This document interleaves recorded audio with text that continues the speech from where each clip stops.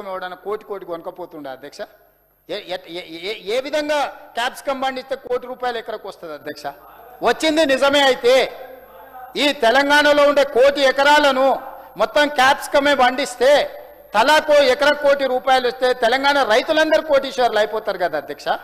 ఈ విద్యను తెలంగాణ రైతాంగానికి మీరు బదిలీ చేయరా అధ్యక్ష? పాతకాలంలో గురువులు వాళ్ళకు వచ్చిన విద్య మీకు తెలుసు కదా అధ్యక్ష. ద్రోణాచార్యుడు విద్య నేర్పేటప్పుడు శిష్యులకు అందరికి పెట్టండి, ఆ పక్షి కన్నుకు గురి పెట్టుండని.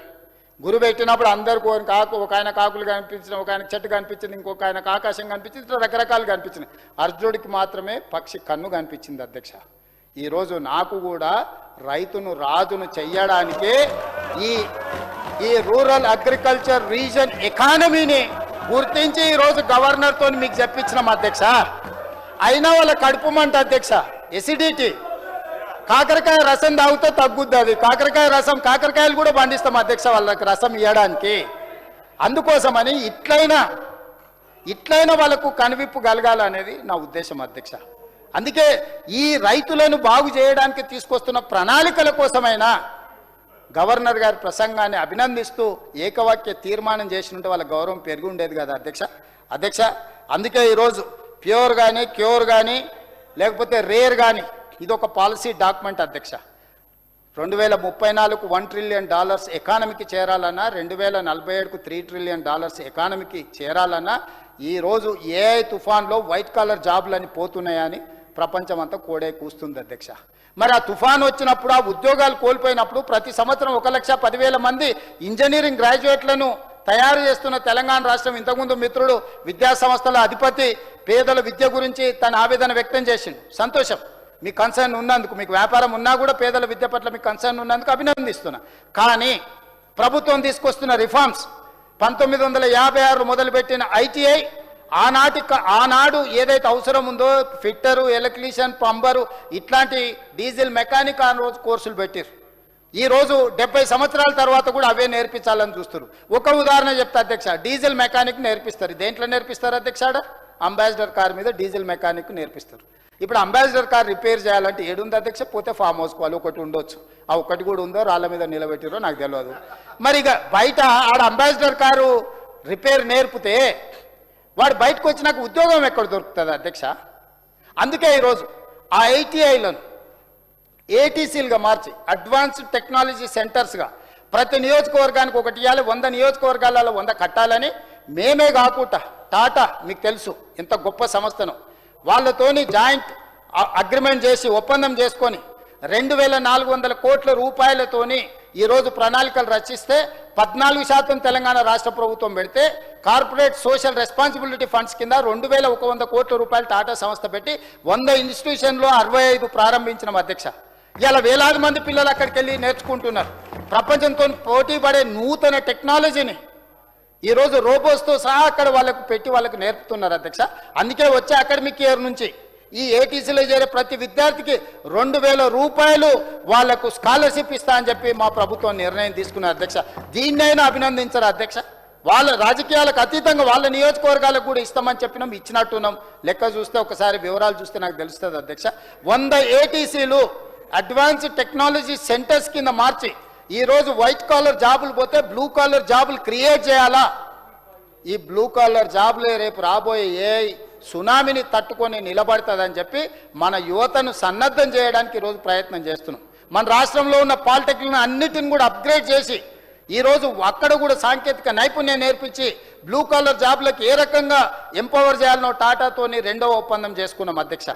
100,000 కోట్ల రూపాయలు పెట్టుబడి పెట్టడమే కాకుండా ఈరోజు ట్రైనింగ్ కూడా వాళ్ళే ఇచ్చి ఈరోజు ట్రైనర్స్ ట్రైనింగ్ మన దగ్గర ఇన్స్ట్రక్టర్స్ ఉన్నారు, కానీ పాతకాలం చదువులు చదువుకున్నారు, కానీ వాళ్ళను మన ఉద్యోగాల నుంచి తొలగించలేము. కాబట్టి వాళ్ళకి తిరిగి మళ్ళా వృత్తి నైపుణ్యాన్ని నేర్పి వాళ్ళతో పాటు 10 సంవత్సరాలు ఈ ఏటీసీలను, ఈ పాలిటెక్నిక్లను టాటానే నిర్వహించి లక్షలాది మన నిరుద్యోగ యువకులకు ఉద్యోగ ఉపాధి అవకాశాలు కల్పించడానికి టాటా లాంటి గొప్ప సంస్థ ఈరోజు తెలంగాణ రాష్ట్రంలో ఉదారంగా ఉచితంగా నిధులను ఇస్తుంటే ఈ సభలో అభినందించాల్సిన బాధ్యత ప్రతిపక్ష పార్టీకి లేదా అని నేను అడుగుతున్నా అధ్యక్ష. గవర్నర్ గారి ప్రసంగంలో ఉన్నది అదే కదా అధ్యక్ష. అందుకే కదా కొంగర కలాన్ నుంచి ఆమంగల్ వరకు ఏదైతే radial road number 1 via Bharat future city వేస్తున్నామో రతన్ టాటా పేరు ఎందుకు పెట్టినాం అధ్యక్ష? ఈరోజు తెలంగాణలో 80,000 ఉద్యోగాలు కల్పించిన టీసీఎస్ ఈరోజు తెలంగాణలో ఉంది, 1,00,000 ఉద్యోగాలకు చేర్చుకోబోతుంది. అంత తెలంగాణ నిరుద్యోగ యువతకు ఉద్యోగ అవకాశాలు ఇచ్చిన వ్యక్తి పేరు ఆ రోడ్డుకు పెడితే అభినందించాలన్న ఆలోచన వీళ్ళకి కలగకపోవడం ఎంత విషాదకరం అధ్యక్ష. అసలు ఏం విపరీతమైన పోకడలు ఇవి, ఏం చెప్పదలుచుకున్నారు సమాజానికి? అందుకే ఈరోజు రాబోయే వైట్ కాలర్ లేదంటే ఏ సునామీలో కొట్టుకపోతున్న మన యువతను బ్లూ కాలర్ జాబులు క్రియేట్ చేయడం ద్వారా లక్షలాది ఉద్యోగ అవకాశాలు ఈరోజు German, Japan, Singapore, south Korea, రీసెంట్గా మా అధికారులు రష్యా కూడా పోయొచ్చారు. వేలాది లక్షలాది నిరుద్యోగ యువకులకు ఉద్యోగ అవకాశాలు ఉన్నాయి. రాష్ట్ర ప్రభుత్వంలో ఉన్న టామ్కామ్ సంస్థ పంపించిన వాళ్ళు నేను జపాన్ పోయినప్పుడు వచ్చి కలిసారు కొంతమంది పిల్లలు. సార్ హైదరాబాదే అని, ఇక్కడ ఏం చేస్తున్నారంటే ప్రభుత్వం పంపించింది సార్ అని. ఏం ఉద్యోగం చేస్తున్నాడు ఆయన ఉద్యోగం చెప్పిన ఎంత వస్తుందంటే నెలకు 2 లక్షలు వస్తుంది అన్నారు. ఇవాళ ఐటీ ప్రొఫెషనల్కి 1,00,000 కాదు కదా ఉద్యోగం ఉండే పరిస్థితి లేదు అధ్యక్ష. అదేంది చింతమడకలు మొత్తం అమ్మి తీసుకొచ్చి పెట్టారు, చింతమడకలు అమ్మి మొత్తం తీసుకొచ్చి ఇక్కడ పెట్టుబడి పెట్టారు. అందుకే ఈరోజు పంపించింది మీరు కాదు, సర్టిఫికెట్ బోర్డు పెట్టిరు. అదే వాళ్ళ గొప్పతనం అధ్యక్ష. బోర్డు పెడతారు, రిబ్బన్ కట్ చేస్తారు, కత్తెర జేబులో పెట్టుకొని వెళ్ళిపోతారు. వాడు ఉన్నడా ఊడిండా, వానికి ట్రైనింగ్ ఇచ్చిరా ఇయ్యలేదా, వాని బతికెట్లా ఏంది చూడరు అధ్యక్ష. ఫోటో దిగినమా, సోషల్ మీడియాలో పెట్టినమా, ట్విట్టర్లో పెట్టినమా, పైసలు ఇచ్చి అదేందో ఏమంటారు దాన్ని, పైసలు ఇచ్చి కొట్టించుకుంటారు కదనా, ఏంది అది లైక్లా, క్యాష్ డౌన్ వారి గారు పెట్టంగానే లైక్ కొడితే 10 రూపాయలంట, కామెంట్ చేస్తే 100 రూపాయలంట, పొగుడితే 1000 రూపాయలంట. ఇది నగదు నజరానా పథకం పెడితే ఏమొస్తాయి అధ్యక్ష? వెనకటికి రాజుల దగ్గర ఉండేటోళ్ళు భట్రాజులు అని పొగిడేటోళ్ళు, రాజా ఓహో రాజా ఆహా అని. ఈరోజు నూతన భట్రాజులు సోషల్ మీడియాలో లైకులు, కామెంట్లు, ఇది అక్రమంగా సంపాదించిన సొమ్ము. నాన్నగారు సంపాదించి ఇచ్చారు, టీవీ పెట్టుకున్నాడు బాగానే ఉంది, చూపించుకోనికే టీవీ ఉంది, రాసుకోనికే పేపర్ ఉంది, పాడుకోనికే ఫామ్ హౌజులు ఉన్నాయి. ఇక ఓ నాన్న నువ్వు ఎంత గొప్ప నాన్న అంటే, మీ నాన్న నీకు ఫామ్ హౌజులు ఇచ్చిండు, టీవీలు ఇచ్చిండు, పేపర్లు ఇచ్చిండు, ఫామ్ హౌజులు ఇచ్చిండు, నీకు గొప్ప నాన్ననే. కానీ మాకందరికి ఏమి ఇచ్చిండే, షిప్ ఇచ్చిపోయిండు. అదే కదా మా బాధ అంతా. 8,11,000 కోట్ల రూపాయలు అప్పిచ్చిపోయిండు, నిరుద్యోగ సమస్య ఇచ్చిపోయిండు. తెలంగాణ మా దయతోనే వచ్చింది. అదే పెద్ద మనిషి నిలబడి చెప్పిండు అధ్యక్ష, నేను చెప్పలే. అదే పెద్ద మనిషి నిలబడ్డప్పుడు సోనియమ్మ దయతోటి సోనియమ్మ ఆశీర్వాదంతో తెలంగాణ రాష్ట్రం వచ్చింది. ఇక్కడుండి నేను ఒప్పుకోకపోతే నేను మనిషినే కాదని ఆ పెద్ద మనిషి నిలబడి చెప్పిండు. బతుకున్నప్పుడే తండ్రికి తద్దనం పెడతారని ఎవరో వెనకటి కంటే నేనేమో అనుకున్నా అధ్యక్ష. ఇప్పుడు చూస్తుంటే అట్లనే అనిపిస్తుంది. అంటే కేసీఆర్ గారు మాట్లాడిన మాటలకు కూడా వీళ్ళు వ్యతిరేకమా? కేసీఆర్ని ఎట్లాగో అక్కడికి రాకుండా చేసిరు, చివరికి ఆయన మాట్లాడిన మాటలను కూడా చరిత్రలో నుంచి తూడిపేయాలనే ప్రయత్నం చేస్తున్నారు అధ్యక్ష. ఇదెక్కడ ఆలోచన అధ్యక్ష? ఇక్కడి నుంచే అధ్యక్ష మీకు తెలుసు,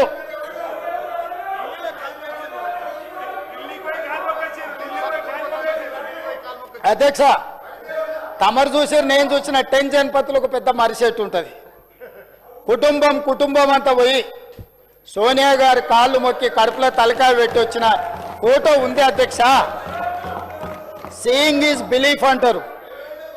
ఆ ఫోటోను సోషల్ మీడియాలో యూట్యూబ్లో మీరు మాయం చేయొచ్చు ఉండొచ్చు, కానీ ప్రజల మెదడులో రిజిస్టర్ అయిపోయింది పర్మనెంట్గా.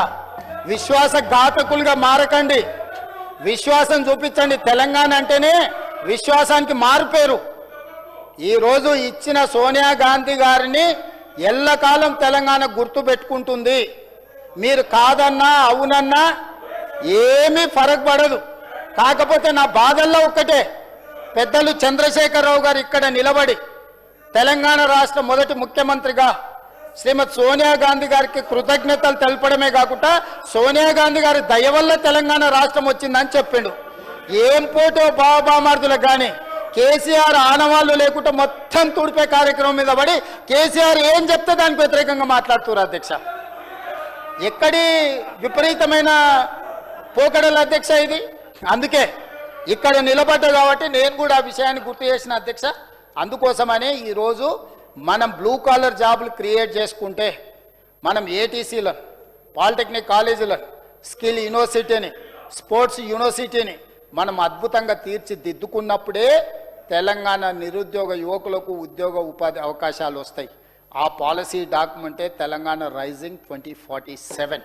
దాన్ని అభినందించడానికి వాళ్ళకు మనసు రాకపోతే జాలిపడడం తప్ప మనం చేయగలిగింది ఏం లేదు అధ్యక్ష. ఇది తెలంగాణకు సంబంధించిన విషయం అధ్యక్ష. ఈరోజు చాలా విషయాలు, పర్యావరణ రహిత ప్రాంతం కావచ్చు, ప్రపంచ స్థాయి పర్యాటక కేంద్రంగా కావచ్చు, ప్రపంచ స్థాయి సర్వీస్ సెక్టర్కు హబ్గా తీర్చిదిద్దడం కావచ్చు, మూసి పునరుజ్జీవం ప్రాజెక్టు కావచ్చు, మెట్రో విస్తరణ కావచ్చు, చెరువుల పునరుద్ధరణ కావచ్చు, కాలుష్య కారక పరిశ్రమల ఔటర్ రింగ్ రోడ్ అవతలికి తరలించడం, హిల్ట్ పాలసీ కావచ్చు, ఎలక్ట్రిక్ వెహికల్స్ను ప్రోత్సహించడం కావచ్చు, సోలార్ పవర్ను ప్రోత్సహించడం కావచ్చు, మన క్యూర్ పాలసీలో భాగంగా మనం పెట్టుకున్నాం అధ్యక్ష. అదేవిధంగా ప్యూర్ పెరి అర్బన్ రీజన్ ఎకానమీలో సర్వీస్ సెక్టర్తో పాటు మ్యానుఫ్యాక్చరింగ్ సెక్టర్కి అత్యధిక ప్రాధాన్యం. ఔటర్ రింగ్ రోడ్డు నుంచి ప్రతిపాదిత రీజనల్ రింగ్ రోడ్డు మధ్యన మేము ప్యూర్గా వర్గీకరించాం, మ్యానుఫ్యాక్చరింగ్ హబ్గా తీర్చిదిద్దబోతున్నాం. అదేవిధంగా ఫ్యూచర్ సిటీ నిర్మాణంతో పాటు రేడియల్ రోడ్లను నిర్మించి మ్యానుఫ్యాక్చరింగ్ క్లస్టర్స్గా ఈరోజు వీటిని వర్గీకరిస్తున్నాం. Green energy, EV manufacturing, aerospace, defence, pharma లాంటి రంగాలను ప్రోత్సహించబోతున్నాం. అదేవిధంగా రూరల్ అగ్రికల్చర్ రీజనల్ ఎకానమీలో భాగంగా రీజనల్ రింగ్ రోడ్డు నుండి తెలంగాణ సరిహద్దు వరకు ఉన్న ప్రాంతం దాదాపుగా 1,00,000 స్క్వేర్ కిలోమీటర్లలో వ్యవసాయ అనుబంధ రంగాల ప్రోత్సాహం, పంటల మార్పిడి, అధునాతన వ్యవసాయ విధానాలు.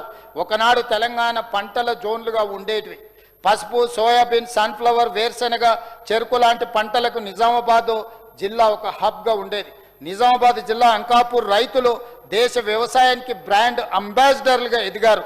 దేశంలో ఊరు మొత్తం ఒకేసారి కార్లు కొన్న గ్రామం ఏదైనా ఉందంటే అంకాపూర్ నిజామాబాద్ జిల్లా అని నేను గొప్పగా చెప్పదలుచుకున్న అధ్యక్ష. మిర్చి, పత్తి పంటలకు వరంగల్, ఖమ్మం జిల్లాల పేర్లు ప్రతీతి. మా కొడంగల్, వికారాబాద్ కంది పంటలకు, కందిపప్పు పంటకి ఫేమస్. రంగారెడ్డి జిల్లా కూరగాయలు, పండ్ల తోటల సాగుకు ప్రతీతి. ఇప్పుడు ఆ కల్చర్ కనుమరుగై అగ్రికల్చర్ దెబ్బతిన్నది. దీన్ని రివైవ్ చెయ్యాలని, ఈ పరిస్థితిలో మార్పు తీసుకురావాలని మేము ప్రయత్నం చేస్తున్నాం అధ్యక్ష.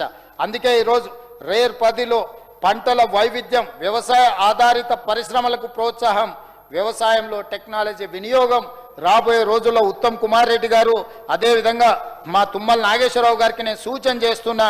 ఈ అగ్రికల్చర్ ప్రాంతంలో మనం తీసుకురావాల్సిన మార్పులు, పంట మార్పిడి విధానాన్ని ఏ విధంగా ప్రోత్సహించబోతున్నాం, ఏమేమి బోనస్లు ఇవ్వబోతున్నాం, వాళ్ళు పండించిన పంటకు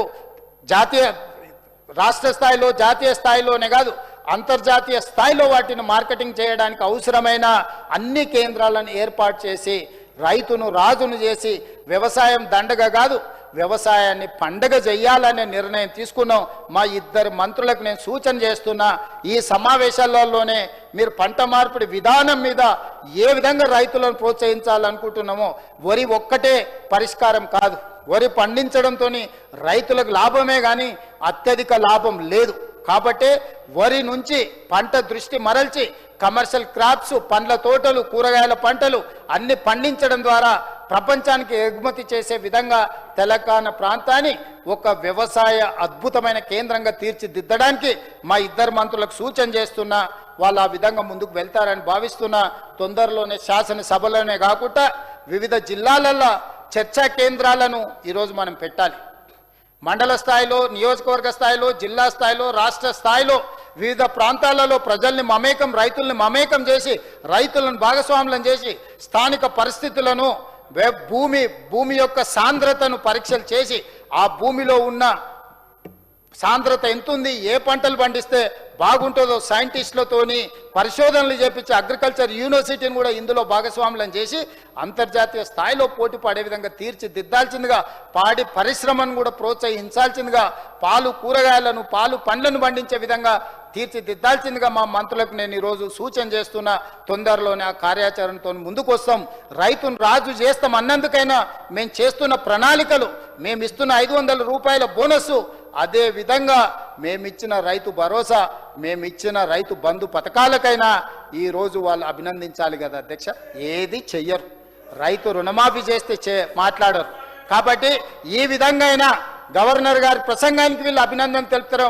ప్రత్యక్షంగా మమ్మల్ని అభినందించడానికి బేసిజాలు అడ్డం రావచ్చు, లేకపోతే పగ పచ్చికారం అని అంటుంటారు కదా, అట్లేమైనా వాళ్ళకు ఉందేమో అనుకున్నా కానీ చివరికి గవర్నర్ గారి ప్రసంగాన్ని కూడా అభినందించకపోవడం అంటే వాళ్ళ మ్యానుఫ్యాక్చరింగ్ డిఫెక్ట్ ఉందని చెప్పి నేను ఈరోజు భావిస్తున్నాను అధ్యక్ష. వెనకడికి ఒక స్వామి మాట్లాడే చిలుకల్ని పెంచిండంట. ఆ చిలుకల్ని ఇద్దరు కొనుక్కున్నారు. ఒక ఆయన స్వామీజీ కొనుక్కున్నాడు, ఇంకొక ఆయన కషాయి కొనుక్కున్నాడు. కొంతకాలం అయిన తర్వాత చిలుకలు పెంచిన ఆసామికి వాటిని చూడబుద్ధి అయింది. ఆ చిలుకలు బాగానే మాట్లాడుతున్నాయని స్వామి దగ్గరికి పోయినప్పుడు పోంగానే ఆ చిలుక చెప్పిందంట, రండి కూర్చోండి, మంచినీళ్ళు తాగుతారా, మీ ఆరోగ్యం బాగున్నదా, కుటుంబ సభ్యులు కులాసగా ఉన్నారా అని అంటే చిలుకలు పెంచిన ఆయనకు బాగా సంతోషం వేసింది. అబ్బా, నేను పెంచిన చిలుక ఎంత ప్రయోజకం మారింది అని. ఓకే మంచిది అని ఆ నుంచి బయలుదేరాడు. కషాయి దగ్గరకు పోయాడు. కషాయి దగ్గరకు పోతేనే ఆయన ఇట్లా ఎంటర్ అవుతుండో లేదో, గొంతు గొయ్యండి, రక్తం బారాలే, కుప్పలు వేయండి, నరకండి, చిమ్మండి అని ఆ చిలుక మాట్లాడని భయపడిపోయింది ఒక్కసారిగా. నా దగ్గర ఉన్నప్పుడు మంచిగానే ఉండేనే, అక్కడ పోగానే ఇట్లయిందని ఆ పక్కలో కూర్చోబెట్టుకున్నాడు కదా, ఆయన ఇక్కడ ఉన్నప్పుడు మంచిగా ఉండే, రండి కూర్చోండి, రండి కూర్చోండి, బాగున్నారా ఏందని అడిగేటోడు. అటు పోగానే నరకండి, సంపండి, కుప్పలు వేయండి, ఈ భాష నేర్చుకున్నాడు అధ్యక్ష. దీని అర్థం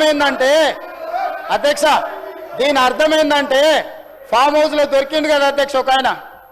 దీని అర్థం ఏంటంటే యజమానిని బట్టి చిలుకలు ఉంటాయని. ఇక్కడ ఉన్నప్పుడు బాగానే ఉన్నారు, ఆ ఫామ్ హౌస్లో దొరికిన ఆయన ఆ పక్కలు ఉన్నాయని ఇద్దరు. అక్కడికి పోగానే ఎట్లా తయారైన రోజు చూసిరు కదా అధ్యక్ష. ఇది పరిస్థితి. కాబట్టి దయచేసి ఈ వాస్తవ పరిస్థితులను అర్థం చేసుకొని వ్యవహరిస్తే బాగుంటుంది. మీరు ఏం విధానాలు నేర్పుతారో నాకైతే తెలియదు. నేను ఆరోపణ చేయదలుచుకోలేదు, ఇది గవర్నర్ ప్రసంగం కాబట్టి సూచన మాత్రం డెఫినెట్గా చేయదలుచుకున్నా. సరే, పెద్ద మనిషి విశ్రాంతి తీసుకుంటున్నాడు, మీ చేతికి అప్ప చెప్తే చింపిన ఇస్తరాకులాగా చేస్తే ఎట్లా స్వామి? ఇది మంచిది కాదు. ఇది ఇంకా వేరే వాళ్ళకు మొత్తం పార్టీ, మా రాష్ట్రం మీ చేతుల్లో, రాష్ట్రం మా చేతులు ఉంది, పార్టీని చింపిన ఇస్తరాకు చేస్తున్నారు. దాన్ని అట్లా చేయకరని సూచన చేస్తున్నా. ఆ లెక్కలు మళ్ళీ ఆర్థిక మంత్రి వస్తాడు చెప్తా, మొత్తం రెవెన్యూ సంగతి కూడా నేను చెప్తా. అదేవిధంగా అధ్యక్ష, ఈరోజు ఇది రాష్ట్రంలో రాజకీయ పరిస్థితి. అదేవిధంగా అధ్యక్ష, ఇంకా ఎందుకులే, ఇక మా వాళ్ళు అందిస్తున్న ఫోటోలు కూడా చూపించాను వెనకాల నుంచి, మా ఆది శ్రీనివాస్. ఇక అందరు చూసిందే కదా సార్, ఇక ఏమున్నది.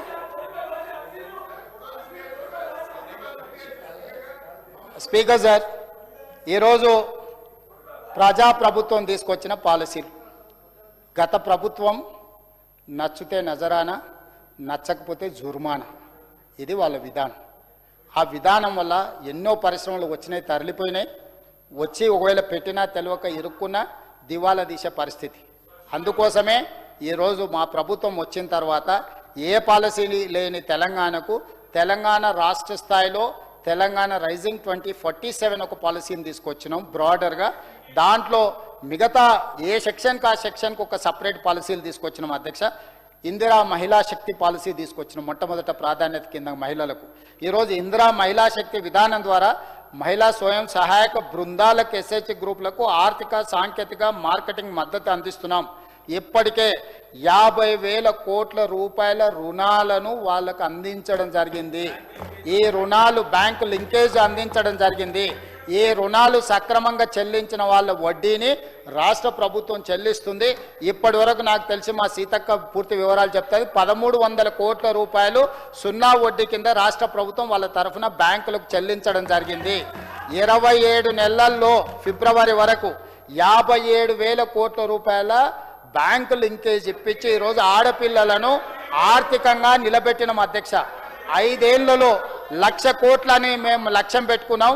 ఈరోజు ఈ స్పీడ్ చూస్తుంటే 1,30,000, 1,40,000 కోట్లకు చేరుకునే పరిస్థితి ఈరోజు కనిపిస్తుంది. ఆడబిడ్డలని ఎంపవర్ చేయడానికి ఇందిరా మహిళా శక్తి పాలసీ తీసుకొచ్చినాం అధ్యక్ష. అదేవిధంగా అధ్యక్ష, టూరిజం పాలసీ మన దగ్గర పర్యాటక రావడానికి కానీ పెట్టుబడులు పెట్టడానికి కానీ అంతర్జాతీయ స్థాయి కట్టడాలు ఉన్నా, మన దగ్గర వారసత్వ కట్టడాలు ఉన్నా, ప్రకృతి సంపద ఉన్నా, టైగర్ రిజర్వ్ ఫారెస్ట్ ఉన్నా, లేకపోతే మీకు అద్భుతమైన మందిరాలు ఉన్నా, సమ్మక్క సారలమ్మ ఉన్నా, మనకు టూరిజం పాలసీ లేదు అధ్యక్ష. అందుకే పర్యాటకులను పెట్టుబడులను ఆకర్షించడానికి అత్యాధునిక మౌలిక సదుపాయాలు, ప్రపంచ స్థాయి సేవల ద్వారా ఆధ్యాత్మిక వారసత్వము, సంస్కృతి, సహజం, వైద్యము మరియు ఆరోగ్య పర్యావరణ పర్యాటకను పెంపొందించడానికి ఈరోజు మేము పర్యాటక పాలసీ 25-2030 ఈరోజు పాలసీ తీసుకొచ్చినాం అధ్యక్ష. ఏ పాలసీ లేని టూరిజంకు ఈరోజు ఒక అద్భుతమైన పాలసీని తీసుకొచ్చి ఇన్వెస్ట్మెంట్ను అట్రాక్ట్ చేయడమే కాకుండా ప్రపంచ స్థాయి పర్యాటకులను ఆకర్షించడం ద్వారా ఆదాయాన్ని పెంచడమే కాకుండా తెలంగాణ నిరుద్యోగ యువతకు ఉద్యోగ ఉపాధి అవకాశాలు కల్పించడానికి ఈరోజు పాలసీ తీసుకొచ్చినాం అధ్యక్ష. అదేవిధంగా తెలంగాణ క్రీడా పాలసీ 2025 తెలంగాణ క్రీడా విధానం ద్వారా ప్రైవేట్ రంగ సహకారం, మౌలిక సదుపాయాల అభివృద్ధి, క్రీడాకారుల సాధికారిత ద్వారా పథకాలు సాధించే వ్యవస్థను రూపొందించి క్రీడలలో రాష్ట్రాన్ని జాతీయ స్థాయిలో అగ్రగామిగా నిలపాలని లక్ష్యంగా పెట్టుకున్నాం. ఒలింపిక్ క్రీడల్లో మనం పథకాలు సాధించాలని అధ్యక్ష. గతంలో వాళ్ళు ఘనత వహించిన పరిపాలనలో డ్రగ్స్ పబ్స్కి యువతను అంకితం చేస్తే ఈరోజు డ్రగ్స్ పబ్కు వెళ్తున్న యువతని సరైన దారిలో పెట్టడానికి, క్రీడా మైదానాలలో రాణించడానికి ఈరోజు తెలంగాణ రాష్ట్రంలో మీ స్పోర్ట్స్ పాలసీ తేవడమే కాకుండా ఈ రాష్ట్రానికి మెస్సీని, ప్రపంచ దిగ్గజం ఫుట్బాల్లో మెస్సీ అంటే ప్రపంచంలో టవరింగ్ పర్సనాలిటీ, అలాంటి వాడిని ఇక్కడికి తీసుకొచ్చి ఫుట్బాల్ మ్యాచ్ తెస్తే మీరు ఫుట్బాల్ మ్యాచ్ పెడతారా? మెస్సీని పిలుస్తారా? లేకపోతే నిన్న మొన్న ఎవడో డ్రగ్స్ కింగ్ ఎవడో చనిపోయిండు, ఎవరు ఈయన కాదు, ప్రపంచంలో మొన్న కాల్ చేసిరు కదా డ్రగ్స్ డాన్ను, మెక్సికో డ్రగ్స్, మెక్సికోలో అధ్యక్ష, మెక్సికోలో ఈ మధ్యనే పేపర్లో చదివిన drug mafia don, drug king పిన్ని వేల మంది పోలీసులు పోయి కాల్చి చంపేసారు. వీళ్ళేమో గాయనని పిలిచామంటారు, నేనేమో మెస్సీని పిలిచిన. ఇక గది మా ఇద్దరుకున్న పంచాయతీ, వేరే ఏం లేదు అధ్యక్ష. ఎందుకంటే ఇక్కడ లోకల్ ప్లేయర్స్ నిన్న మన దొరికిరు కదా అధ్యక్ష, కింగ్ పిన్ లోకల్ ప్లేయర్స్.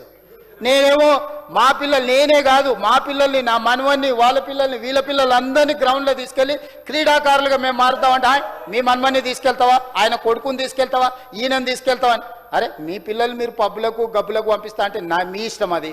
మా పిల్లల్ని క్రీడా మైదానంలోకి తీసుకెళ్లాలని మేము అనుకుంటున్నాం. మేము మెస్సీని పిలవాలనుకుంటున్నాం, మీరు డ్రగ్ కింగ్ పిన్ పిలవాలనుకుంటున్నారు. మీరు సన్బర్న్ పార్టీలను పిలుస్తారు, నేను ఇళయరాజా మ్యూజిక్ పార్టీలు పెట్టిస్తున్నా. ఇది క్రీడల్ని ప్రోత్సహించడానికి ఈరోజు యంగ్ ఇండియా స్పోర్ట్స్ యూనివర్సిటీని పబ్లిక్ ప్రైవేట్ పార్ట్నర్షిప్లో ఈరోజు తెలంగాణ రాష్ట్ర ప్రభుత్వం ఏర్పాటు చేసుకున్నది. సంజయ్ గోయంకాలు, కపిల్ దేవులు, అదేవిధంగా అభినవ్ బింద్రా నుంచి మొదలు పెడితే రవికాంత్ రెడ్డి నుంచి వాలీబాల్ ప్లేయర్ వరకు మొదలు పెడితే ప్రతి ఆటలో నిష్ణాతులైన వాళ్ళనే కాకుండా కావ్య మారన్ని ఇలాంటి వాళ్ళను ఈరోజు ఏషియన్ పెయింట్స్కు సంబంధించిన అధిపతిని వీటా దానిని బోర్డ్ ఆఫ్ డైరెక్టర్స్గా మార్చి పబ్లిక్ ప్రైవేట్ పార్ట్నర్షిప్లో ఒక స్పోర్ట్స్ యూనివర్సిటీని ఈరోజు మనం పెట్టుకున్నాం అధ్యక్ష. ఈ స్పోర్ట్స్ యూనివర్సిటీ సిఎస్ఆర్ ఫండ్స్ కింద నిర్మించడానికి గచ్చిబౌలిలో ఉన్న 70 ఎకరాల స్థలంలో టాటా సంస్థ ముందుకు వచ్చింది. ప్రపంచ స్థాయి క్రీడా ప్రాంగణాన్ని నిర్మించడానికి 700 నుంచి 800 కోట్ల రూపాయలు కార్పొరేట్ సోషల్ రెస్పాన్సిబిలిటీ ఫండ్స్ నుంచి నిర్మించడానికి ఈరోజు టాటా సంస్థ ముందుకు వచ్చింది.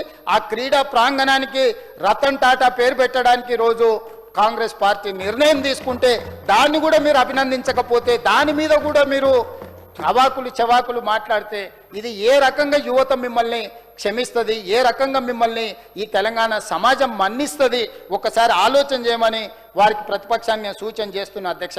అదేవిధంగా తెలంగాణ రైజింగ్ పాలసీ గురించి నేను డీటెయిల్గా చెప్పిన అధ్యక్ష. అదేవిధంగా హిల్ట్ పాలసీ అధ్యక్ష, దీని మీద ఈరోజు నేను అథారిటేటివ్గా చెప్పదలుచుకున్నా. హిల్ట్ పాలసీకి సంబంధించి ఇక్కడుండే పరిశ్రమలను ఏ కోర్ అర్బన్ రీజియన్ నుంచి మ్యానుఫ్యాక్చరింగ్ జోన్కు తరలించడానికి ఏదైతే విధానం తీసుకొచ్చినామో, నేనే రోజు సూటిగా సవాలు విసురుతున్నా. ప్రతిపక్షానికి సంబంధించిన ఇద్దరిని, ఉపనాయకుడిని, అదేవిధంగా ఆ వెనకాల కూర్చొని నకల్ చిట్టీలు అందించే ఇద్దరిని మీరు లెటర్ రాయండి.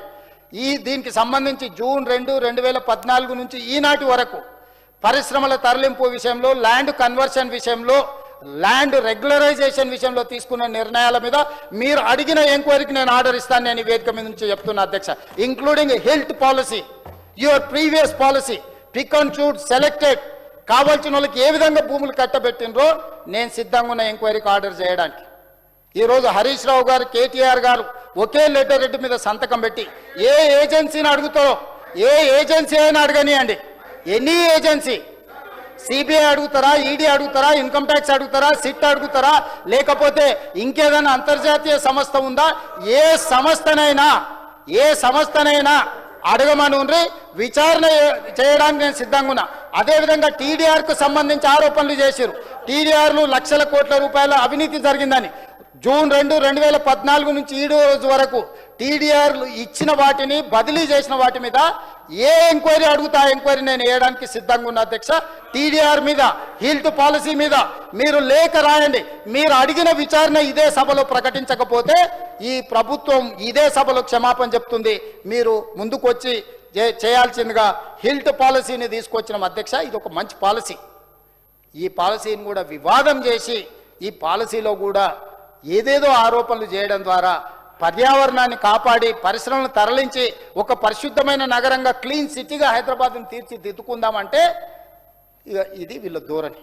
అదేవిధంగా స్వచ్ఛ హరిత ఇంధన విధానం, గ్రీన్ ఎనర్జీ పాలసీ, ఇన్వెస్ట్మెంట్స్తో పాటు గ్రీన్ ఎనర్జీ అనేది చాలా ఇంపార్టెంట్ అయిపోయింది. పిఎస్పీలు కావచ్చు, సోలార్ కావచ్చు, రకరకాల ద్వారా ఈరోజు న్యూక్లియర్తో పవర్ ఉత్పత్తి చేసే రకరకాల పరిశ్రమలు వచ్చినాయి అధ్యక్ష.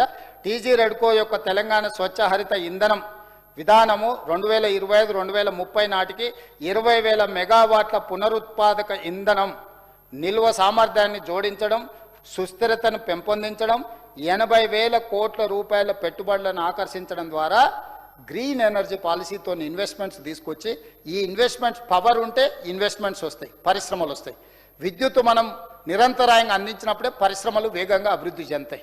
ఆనాడు మిగతా ప్రాంతాలలో ఉన్న కోతలు ఉన్న హైదరాబాద్ నగరంలో అన్ఇంటరప్టెడ్ పవర్ ఇచ్చినందుకే ఈరోజు ఇన్ని ఐటీ పరిశ్రమలు, ఫార్మా ఇండస్ట్రీ వచ్చి ఈరోజు 60% ఆర్థిక వ్యవస్థ ఈ ప్రాంతంలోనే కేంద్రీకృతమై ఉండే అభివృద్ధి జరిగిందంటే కేవలం ఇంధనం ద్వారా.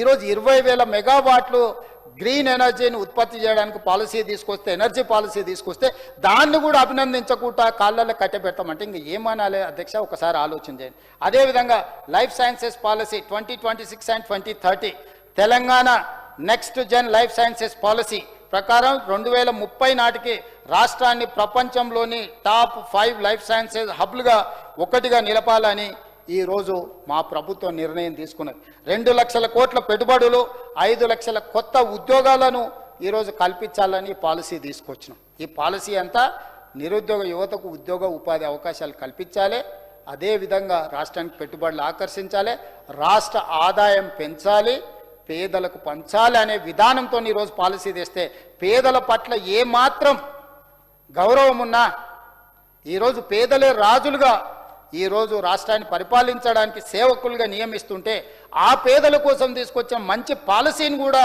వాళ్లకు అభినందించడానికి మనసు రాకపోతే ఏ రకమైన దుర్మార్గమైన దారిలో వాళ్ళు ప్రయాణిస్తురో ఒక్కసారి ఆలోచన చేయాల్సిందిగా తమరికి విజ్ఞప్తి చేస్తున్న అధ్యక్ష. అదేవిధంగా అధ్యక్ష, నిరుద్యోగ యువకులను తెలంగాణ ఉద్యమం సందర్భంగా భావోద్వేగాలను, వాళ్ళ యొక్క ఆవేశాన్ని అనుకూలంగా మార్చుకొని 1,200 మంది విద్యార్థులు ఆత్మ బలిదానాలు చేసుకుంటే ఏర్పడ్డది తెలంగాణ. ఓ శ్రీకాంతాచారి, ఓ ఈశాన్ రెడ్డి, ఓ కానిస్టేబుల్ కిష్టయ్య, ఓ యాదయ్య, ఓ వేణుగోపాల్ రెడ్డి, ఇలా చెప్పుకుంటూ పోతే 100 మంది పేర్లు ఉన్నాయి అధ్యక్ష. భావోద్వేగానికి తెలంగాణ రాష్ట్రాన్ని సాధించాలి, మా మరణమైన ఈ రాష్ట్ర కళని సాకారం చేస్తుందని త్యాగాలు చేసింది. వాళ్ళు ఆ విధంగా ఉంటే 100 రూపాయలతోని పెట్రోల్ దొరికింది సీసా నిండా, కానీ 10 పైసలు అగ్గిపెట్టి దొరకలేదు అధ్యక్ష, అగ్గిపెట్టే రావులకు. కానీ ఆ పిల్లలు మాత్రం ఈరోజు తెలంగాణ రాష్ట్రాన్ని సాధించారు. వాళ్ళ ప్రధానమైన లక్ష్యం ఏంది అధ్యక్ష? అగ్గిపెట్టే రావును మంత్రిని చేయాలనో, లేకపోతే ఉద్యమాలు చేసిన అనుకుని ఆయన కొడుకును మంత్రిని చేయాలనో, వాళ్ళ బిడ్డల్ని ఎంపీలను ఎమ్మెల్సీలను చేయాలనో, లేకపోతే వాళ్ళ చుట్టాలను రాజ్యసభలకు పంపించాలని చచ్చిపోలే అధ్యక్ష. తెలంగాణ రాష్ట్రం రావాలి, లక్షలాది నిరుద్యోగ యువకులకు ఉద్యోగ ఉపాధి అవకాశాలు రావాలి, దళితులు, గిరిజనులు, ఆదివాసీలు, బలహీన వర్గాలు, మైనారిటీలు బాగుపడాలి అని ఆ పిల్లలు ఆత్మ బలిదానం చేసుకొని తెలంగాణ రాష్ట్రాన్ని సాధించింది అధ్యక్ష. ఆ ఉద్యమకారుల స్ఫూర్తి, ఆత్మ బలిదానాలు చేసుకున్న విద్యార్థుల జ్ఞాపకాలు గుర్తున్న వాళ్ళు ఎవరు కుటుంబ సంక్షేమం కోసం కాకుండా కుటుంబమే, నలుగురు కుటుంబ సభ్యులే మొత్తం తెలంగాణ అని వాళ్ళు అనుకుంటే 4 కోట్ల తెలంగాణ ప్రజలు మా కుటుంబం అని నా మంత్రివర్గ సభ్యులు, మా శాసనసభ్యులు అనుకోబట్టి 4 కోట్ల తెలంగాణ నా కుటుంబ సభ్యుల కోసం భవిష్యత్తు ప్రణాళికలను సిద్ధం చేసి ఈనాడు గవర్నర్ గారి ద్వారా ఈ సభలో ప్రవేశపెడితే అభినందించాల్సింది పోయి అవమానించే విధంగా మాట్లాడడము ఏ మేరకు సమంజసము? అంత అనుభవం కలిగిన మొట్టమొదటిసారి గవర్నర్ గారు తెలంగాణ తల్లిని ఆవిష్కరించుకొని సభలోకి వచ్చి జయ జయ హే తెలంగాణ గీతానికి లేచి నిలబడి గౌరవం ఇచ్చిన ఆ గవర్నర్ గారిని గౌరవించడానికి ప్రధాన ప్రతిపక్ష నాయకుడు సభకు హాజరు కాకపోవడాన్ని తెలంగాణ సమాజం నిశితంగా గమనిస్తుంది. నేను విమర్శ చేయదలుచుకోలేదు, కానీ బాధ్యత గుర్తు చేయదలుచుకున్న ప్రధాన ప్రతిపక్ష నాయకుడు గారికి అధ్యక్ష, ఈరోజు తెలంగాణలో నిరుద్యోగ సమస్య అత్యంత కీలకమైన సమస్య. మేము నోటిఫికేషన్లు ఇచ్చినాం అంటున్నారు. 10 సంవత్సరాలు పడుతుంది అధ్యక్ష నోటిఫికేషన్ ఇచ్చి ఉద్యోగాలు నింపడానికి. తెలంగాణ పబ్లిక్ సర్వీస్ కమిషన్లో ఎలాంటి వాళ్ళని నియమించారు, ఏ రకంగా నియామకాల ద్వారా అక్కడ ఉండే క్వశ్చన్ పేపర్లు జిరాక్స్ సెంటర్లలో పల్లి బఠానీలలాగా ఏ విధంగా ఈరోజు అమ్మిండ్రో తెలంగాణ సమాజం అంతా చూసింది. ఏ నోటిఫికేషన్ ఇచ్చినా ఏ పరీక్షలు పూర్తి చేయలే. అందుకే రద్దయిన వాళ్ళు నోటిఫికేషన్ ఇచ్చే ఉద్దేశమే లేదు. ఇచ్చే ఉద్దేశమే ఉంటే నోటిఫికేషన్లు ఇచ్చిన 3 నెలల ఏ పరీక్షలైనా పూర్తి చేసి నియామకాలు చేపట్టవచ్చు, కానీ చేయలే. కానీ అదే కరీంనగర్లో వాళ్ళ బంధువు ఎంపీకి నిలబడి ఓడిపోతే ఎంబడే ప్లానింగ్ కమిషన్ వైస్ చైర్మన్ ఇచ్చారు. వాళ్ళ కుటుంబ సభ్యులు నిజామాబాద్ పార్లమెంట్కి ఓడిపోతే 6 నెలలు తిరిగే లోపల ఎమ్మెల్సీగా నియామకం చేపట్టిండ్రు. వాళ్ళ కుటుంబంలో నిరుద్యోగ సమస్యని తీవ్రమైన సమస్య. కుటుంబంలో ఉన్న వాళ్ళకు ఉద్యోగాలు, ఉపాధి కల్పించడమే ఈ రాష్ట్ర ప్రభుత్వం ఉన్నదని వాళ్ళు భావిస్తే తెలంగాణ 1200 మంది నిరుద్యోగ యువకులు ఆత్మ బలిదానాలు చేసుకున్నది ఆ కుటుంబంలో 4 ఉద్యోగాల కోసమని వాళ్ళు భావించడం వల్లే తెలంగాణ సమాజంలో నోటిఫికేషన్లు ఇచ్చినా ఉద్యోగాలు చేపట్టలేదు. నోటిఫికేషన్లు ఇచ్చినా కోర్టుల్లో లిటిగేషన్స్ కొనసాగించారు. నోటిఫికేషన్లు ఇచ్చినా ప్రశ్న పత్రాలను జిరాక్స్ సెంటర్లలో పల్లి బఠానీలలాగా అమ్ముకొని మార్కెటింగ్ చేసుకున్నారు. అందుకే అధ్యక్ష, గ్రూప్ 1 ఉద్యోగం ఉమ్మడి రాష్ట్రంలో 2011లో నోటిఫికేషన్ ఇస్తే 2019లో నియామకాలు చేపట్టారు. 2017లో తెలంగాణ రాష్ట్రంలో నోటిఫికేషన్ ఇస్తే 2025 వరకు కూడా వాళ్ళు నోటిఫికేషన్లను నియామకాలను 2023 వాళ్ళు ఉన్నప్పటి వరకు కూడా నియామకాలు చేపట్టలేదు అధ్యక్ష. అందుకే గ్రూప్ 1కు సంబంధించి పాత నోటిఫికేషన్ను రద్దు చేసి కొత్త నోటిఫికేషన్ ఇచ్చి 562 పోస్టులను గ్రూప్ 1 ప్రిలిమ్స్ని, మెయిన్స్ని, పరీక్షల్ని, ఇంటర్వ్యూలను అన్ని కంప్లీట్ చేసి శిల్పకళా వేదికగా నియామక పత్రాలు ఇచ్చినాం. ఇది కూడా వదిలినరా అధ్యక్ష? వివాదాలు, కోట్ల రూపాయలతో ఉద్యోగాలు అమ్ముకున్నారు. లేకపోతే ప్రశ్నపత్రాలు ఇవి అవి అని అంటే కోర్టు లాగిపెట్టి చెంపలు వాయించి ఇది సక్రమమైన ఇది మీరు కొనసాగించండి అంటే 562 మంది తెలంగాణ బిడ్డలు ఇవాళ తెలంగాణ పునర్నిర్మాణంలో భాగస్వాములు అయినరు, మున్సిపల్ కమిషనర్లు అయినరు, డిఎస్పీలు అయినరు. మా లక్ష్మణ్ చెప్తుండే 22 మంది డిఎస్పీలు ఈరోజు దళితుల పిల్లలు, ఇతరుల పిల్లలు ఈరోజు గ్రూప్ 1లో సెలెక్ట్ అయినరాని. నేను మొన్న వాళ్లకు ట్రైనింగ్ ఇస్తే మరి చెన్నారెడ్డి మానవ వనరుల విభాగానికి వెళ్ళిన వాళ్ళని చూస్తే నాకు కడుపు నిండింది, సంతోషం అనిపించింది. కోర్టులకు వెళ్ళి న్యాయస్థానాలలో ప్రభుత్వం నిలబడి 562 మంది తెలంగాణ బిడ్డలను తెలంగాణలో అధికారులుగా నియమించినాం. నేను కలలుగా అంటున్నా 34కు 1 ట్రిలియన్, నేను కలలుగా అంటున్నా 47కు $3 ట్రిలియన్ ఎకానమీకి బ్రాండ్ అంబాసిడర్లుగా తెలంగాణ పునర్నిర్మాణంలో ఆ పిల్లలు భాగస్వాములై తెలంగాణను ముందుకు నడిపిస్తారని నాకు ఒక విశ్వాసం, నమ్మకం కలిగింది ఆ పిల్లల్లో ఉన్న చురుకుదనాన్ని చూసి. వాళ్ళ కోసం అధ్యక్ష ఈ తెలంగాణ విజన్ డాక్యుమెంట్ అది కూడా వీళ్ళకు నచ్చట్లేదంటే ఇక మనం ఏం చెప్తాం అధ్యక్ష? గ్రూప్ 2 అధ్యక్ష, గ్రూప్ 2 పరీక్షల్ని ప్రభుత్వం ప్రశాంతంగా నిర్వహించడమే కాకుండా 2025 సెప్టెంబర్ 28న ఫలితాలను విడుదల చేసింది. ఉద్యోగాలకు ఎంపికైన 782 మంది అభ్యర్థులకు అక్టోబర్ 18న నియామక పత్రాలు అందించి ఈరోజు 782 గ్రూప్ 2 ఉద్యోగస్తులను ఈరోజు తెలంగాణ రాష్ట్ర ప్రభుత్వం నియామకాలు చేపట్టింది అధ్యక్ష. నేను సంతోషంగా ఈ సభలో నేను ప్రకటిస్తున్నా అధ్యక్ష.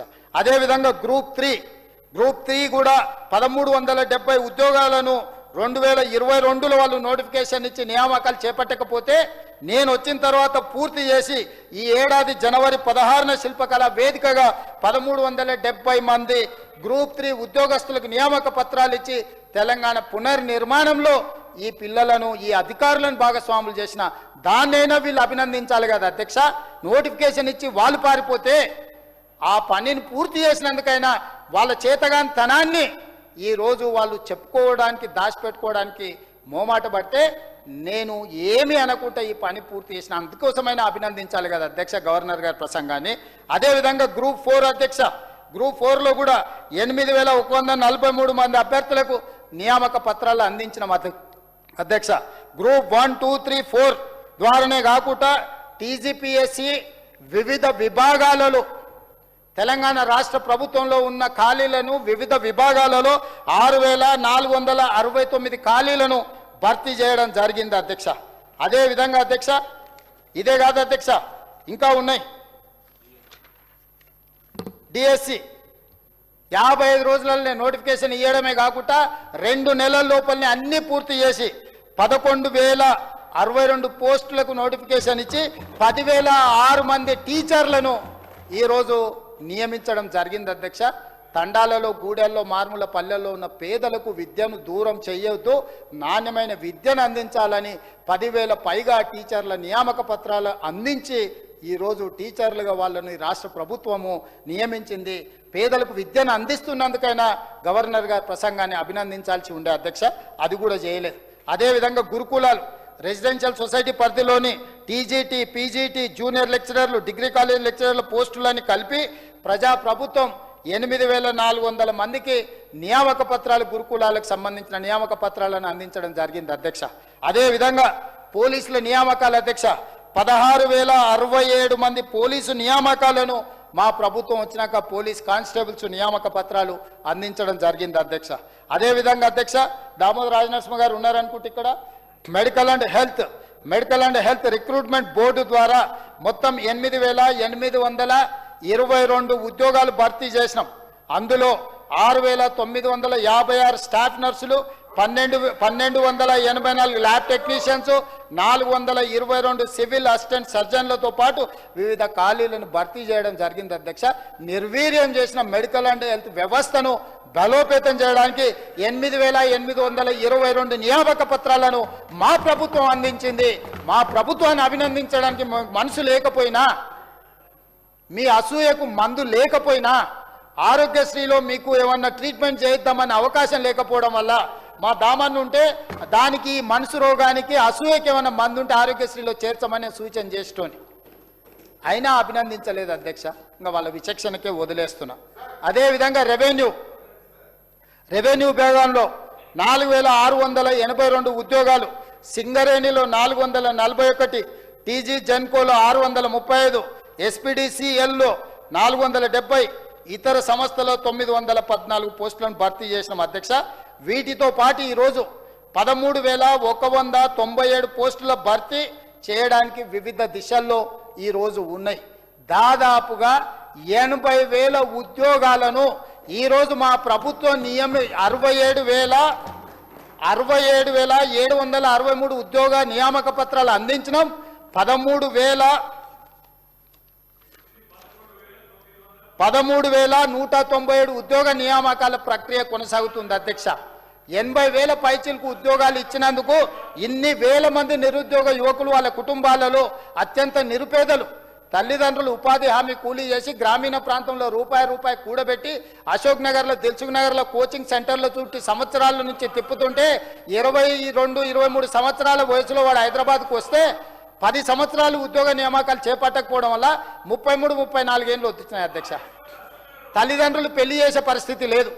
పిల్లగాడు స్థిరపడిన తర్వాత పెళ్లి చేసుకోవాలనుకుంటుండు, వయసేమో దాటిపోయింది. ఈ సోషల్ కాజుని, ఈ సోషల్ ప్రాబ్లమ్ని ఎట్లా అడ్రస్ చేస్తారు అధ్యక్ష? కోచింగ్ సెంటర్ల కోసం ఈరోజు పిల్లల్ని తల్లిదండ్రులు సిటీకి పంపిస్తున్నారు అధ్యక్ష. నువ్వు ఎంబడే పోటీ పరీక్షలు నిర్వహించి ఉద్యోగం వస్తే ఉద్యోగం ఇవ్వు, ఉద్యోగం రాకపోతే ప్రకటిస్తే వాడు ఇతర పనులు చూసుకుంటాడు. కానీ ఈరోజు మా మిత్రుడు ఇస్తున్నాడు విఆర్ఏ ఉద్యోగాలు కూడా తీస్తే మేము మళ్ళీ జీవో ఇచ్చి మళ్ళీ సర్వేయర్లుగా ఇచ్చేసినామని చెప్పి. నేను అనేది ఒకటే అధ్యక్ష, వీళ్లకు తెలంగాణ సమాజం పట్ల నిరుద్యోగ యువల పట్ల సానుభూతి కానీ మానవత్వం కానీ లేదు. మేము సానుభూతితో ఆ సమస్యను అర్థం చేసుకొని ఆ సమస్యకు శాశ్వత పరిష్కారాన్ని చూపించి గ్రూప్ 1కి 5 లక్షల మంది అప్లికేషన్ పెట్టారు అధ్యక్ష. 3 లక్షల పైన పరీక్షలు రాశారు. చివరికి 562 మంది సెలెక్ట్ అయ్యారు. మిగతా వాళ్ళందరూ ఏదో ఒక ఉద్యోగం చేసుకోవడానికి పోతారు అధ్యక్ష. ఈ పరీక్షల ఫలితాలు ఇవ్వకపోతే 5 లక్షల మంది ఇక్కడనే కోచింగ్ సెంటర్లలో తిరుగుతారు అధ్యక్ష. గ్రూప్ 2లో కూడా దాదాపుగా 3 లక్షల పైచిలకు పరీక్షలకు ప్రిపేర్ అయినారు అధ్యక్ష. 782 మంది సెలెక్ట్ అయితే మిగతా లక్షల మంది ఇతర ఉద్యోగాలకు పోయారు. ఇట్లా దాదాపుగా ఒక 15 లక్షల మంది తెలంగాణ నిరుద్యోగ యువకులు group 1, group 2, group 3, group 4 police recruitment ఇతర రిక్రూట్మెంట్లల్లో మనం ప్రయత్నం చేస్తే ఉద్యోగం వస్తుందని ఏ పని ఏ వ్యాపకానికి పోకుండా పోటీ పరీక్షలకు ప్రిపేర్ అయ్యి సంవత్సరాల కొద్దీ ఒక దశాబ్ద కాలం ఎదురు చూస్తే నోటిఫికేషన్లు ఇచ్చి చేతులు దులుపుకొని వాళ్ళు అవతల పడితే శివరాఖరికి ప్రతిపక్షంలో కూర్చోబెడితే పోయి ఫామ్ హౌస్లో నిద్రపోతే బాధ్యతగా ఆ పిల్లలకు పెద్దన్నగా నిలబడి వాళ్ళ కుటుంబ సభ్యుడిగా నిలబడి అన్ని సమస్యలను పరిష్కరించి పోటీ పరీక్షలు నిర్వహించి ఫలితాలను ప్రకటించి ఉద్యోగ నియామక పత్రాలు ఇక్కడికి పిలిపించి వాళ్ళ తల్లిదండ్రులు అందరినీ పిలిపించి వాళ్ళకు బుక్కెడు బువ్వ పెట్టి సంతోషంగా వాళ్లకు సర్టిఫికెట్లు అందిస్తే దాన్ని కూడా అభినందించకుండా దాన్ని కూడా నిందిస్తే మీరు మీ ఇంటోళ్లకు ప్లానింగ్ కమిషన్ వైస్ చైర్మన్ ఇచ్చినా మీ ఇంటోళ్లకు రాజ్యసభ ఇచ్చినా మీ ఇంటోళ్లకు ఓడిపోతే ఎమ్మెల్సీ ఇచ్చినా మీకు సంతోషం. కానీ పేదోళ్లకు డిఎస్పీ మున్సిపల్ కమిషనరో లేకపోతే ఒక రెవెన్యూ ఆఫీసర్గా లేకపోతే ఒక డాక్టర్గా ఒక పోలీస్ కానిస్టేబుల్గా ఉద్యోగం వస్తే ఆ కుటుంబానికి ఎంత సంతోషం ఉంటుంది అధ్యక్ష. మీ నలుగురేనా తెలంగాణ? 4 కోట్ల ప్రజలు ఈ తెలంగాణ కాదా? ఈ తెలంగాణకు వారసులు ఎవరు? మీరా? ఈ తెలంగాణ మీకోసం వచ్చింది అనుకుంటున్నారా? మిమ్మల్ని ముఖ్యమంత్రులను చేయడానికి, మిమ్మల్ని మంత్రులను చేయడానికి, మిమ్మల్ని ఎంపీలను చేయడానికి, మిమ్మల్ని ఎమ్మెల్సీలు చేయడానికి 100 మంది తెలంగాణ పిల్లలు ఈరోజు ఆత్మ బలిదానాలు చేసుకున్నారని మాట్లాడుతురా? కొంచెమైనా సిగ్గుపడాలి అధ్యక్ష నిలబడి మాట్లాడేటప్పుడు. సమాజం ఏమనుకుంటుందో అని సమాజం పట్ల భయమన్న భక్తి అన్న ఉండాలి అధ్యక్ష. భయము భక్తి లేని బర్తెగింపుతనము వాళ్ళ మాటల ద్వారా బయటపడ్డది అధ్యక్ష. అదేవిధంగా అప్పుల గురించి మాట్లాడుతున్నారు అధ్యక్ష. నేను ఎక్కువ చెప్పదలుచుకోలేదు అధ్యక్ష. అప్పుల గురించి మళ్ళీ ఎట్లా బడ్జెట్లో చెప్తాం. నేను సింపుల్గా ఒక మాట చెప్పదలుచుకున్నా అధ్యక్ష. తెలంగాణ రాష్ట్రం వచ్చినప్పుడు ఉన్న అప్పులేంది, వాళ్ళు మాకు అప్పచెప్పేటప్పటికి ఉన్న అప్పులేంది. మేము అందించినప్పుడు జూన్ 2, 2014 నాడు 69,000 కోట్ల చిల్లర ఏదో అప్పు ఉన్నదని చెప్పారు అధ్యక్ష. అధ్యక్ష ఈరోజు నేను స్పష్టంగా చెప్తున్నా, ఎఫ్ఆర్బిఎం లోన్స్ 3,89,673 కోట్లు ఎప్పటికీ 1/12/2023 నాటికి. అదేవిధంగా government guaranteed loans raise by SPVs but serviced by government 1,27,208 కోట్లు. ఈ రెండు కలిపితే 5,16,881 కోటి. అదేవిధంగా అధ్యక్ష government guarantee loans which are raised by SPVs and serviced by them, అంటే వాళ్ళే కట్టుకొని కార్పొరేషన్స్ ఏమన్నా ఉంటే కట్టుకున్న దాంట్లో 95,462 కోట్లు. అదేవిధంగా non guarantee loans which are paid by corporations, అంటే గవర్నమెంట్ గ్యారంటీ అవసరం వాళ్ళే తెచ్చుకొని వాళ్ళే కట్టుకుంటారు. ఇవి కలిపి 6,41,757 కోట్లు ఇవి అధ్యక్ష. 1,40,000 కోట్లు చేతి బదుల కింద అప్పులు పెట్టిపోయినారు అధ్యక్ష. అంటే కాంట్రాక్టర్ల బిల్లులు కావచ్చు, పెన్షన్లు కావచ్చు, రిటైర్మెంట్ ఉద్యోగుల గురించి ఆయన గారు ముసలికాన్ నీరు గాలుస్తున్నాడు. ఆ రిటైర్మెంట్ బెనిఫిట్స్ మీరు ఇవ్వకుండా మా నెత్తి మీద పెట్టిపోయినరు.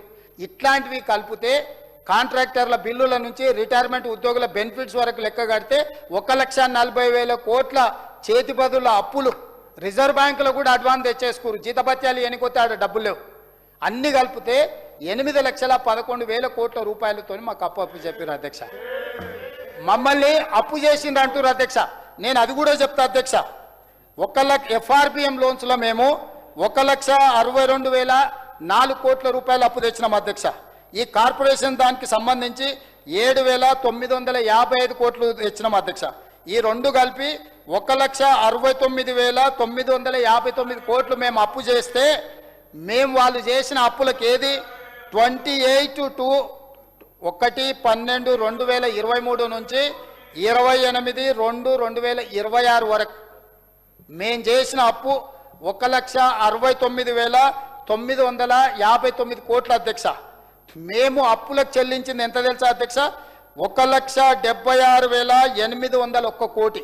వాళ్ళు చేసిన అప్పులకు మిత్తీలకు ఎఫ్ఆర్బిఎం లోన్లో దీంట్లో కలిపి మేము తెచ్చింది తక్కువ, మేము చెల్లించింది ఎక్కువ. అంటే మేము వాళ్ళు తెచ్చిన అప్పులకు అసలుకు మిత్తి కట్టడానికి అది కార్పొరేషన్స్ రిలేటెడ్లో 1,54,000 కోట్లు, 1,54,217 కోట్లు. అదేవిధంగా నాన్ గ్యారంటీ లోన్స్ 23,119 కోట్లు. ఇవన్నీ కలిపితే 3,47,294 కోట్లు మేము అప్పు చేసినాం అధ్యక్ష. ఎప్పటి నుంచి? 1/12/2023 నుంచి అధ్యక్ష. బాగా సభ్యులందరూ వినాలి. 28/2/2026 వరకు దాదాపుగా ఈ 27 నెలలలో మేము తెచ్చిన అప్పు 3,47,294 కోట్ల అధ్యక్ష. మేము తెచ్చిన అప్పు టోటల్గా.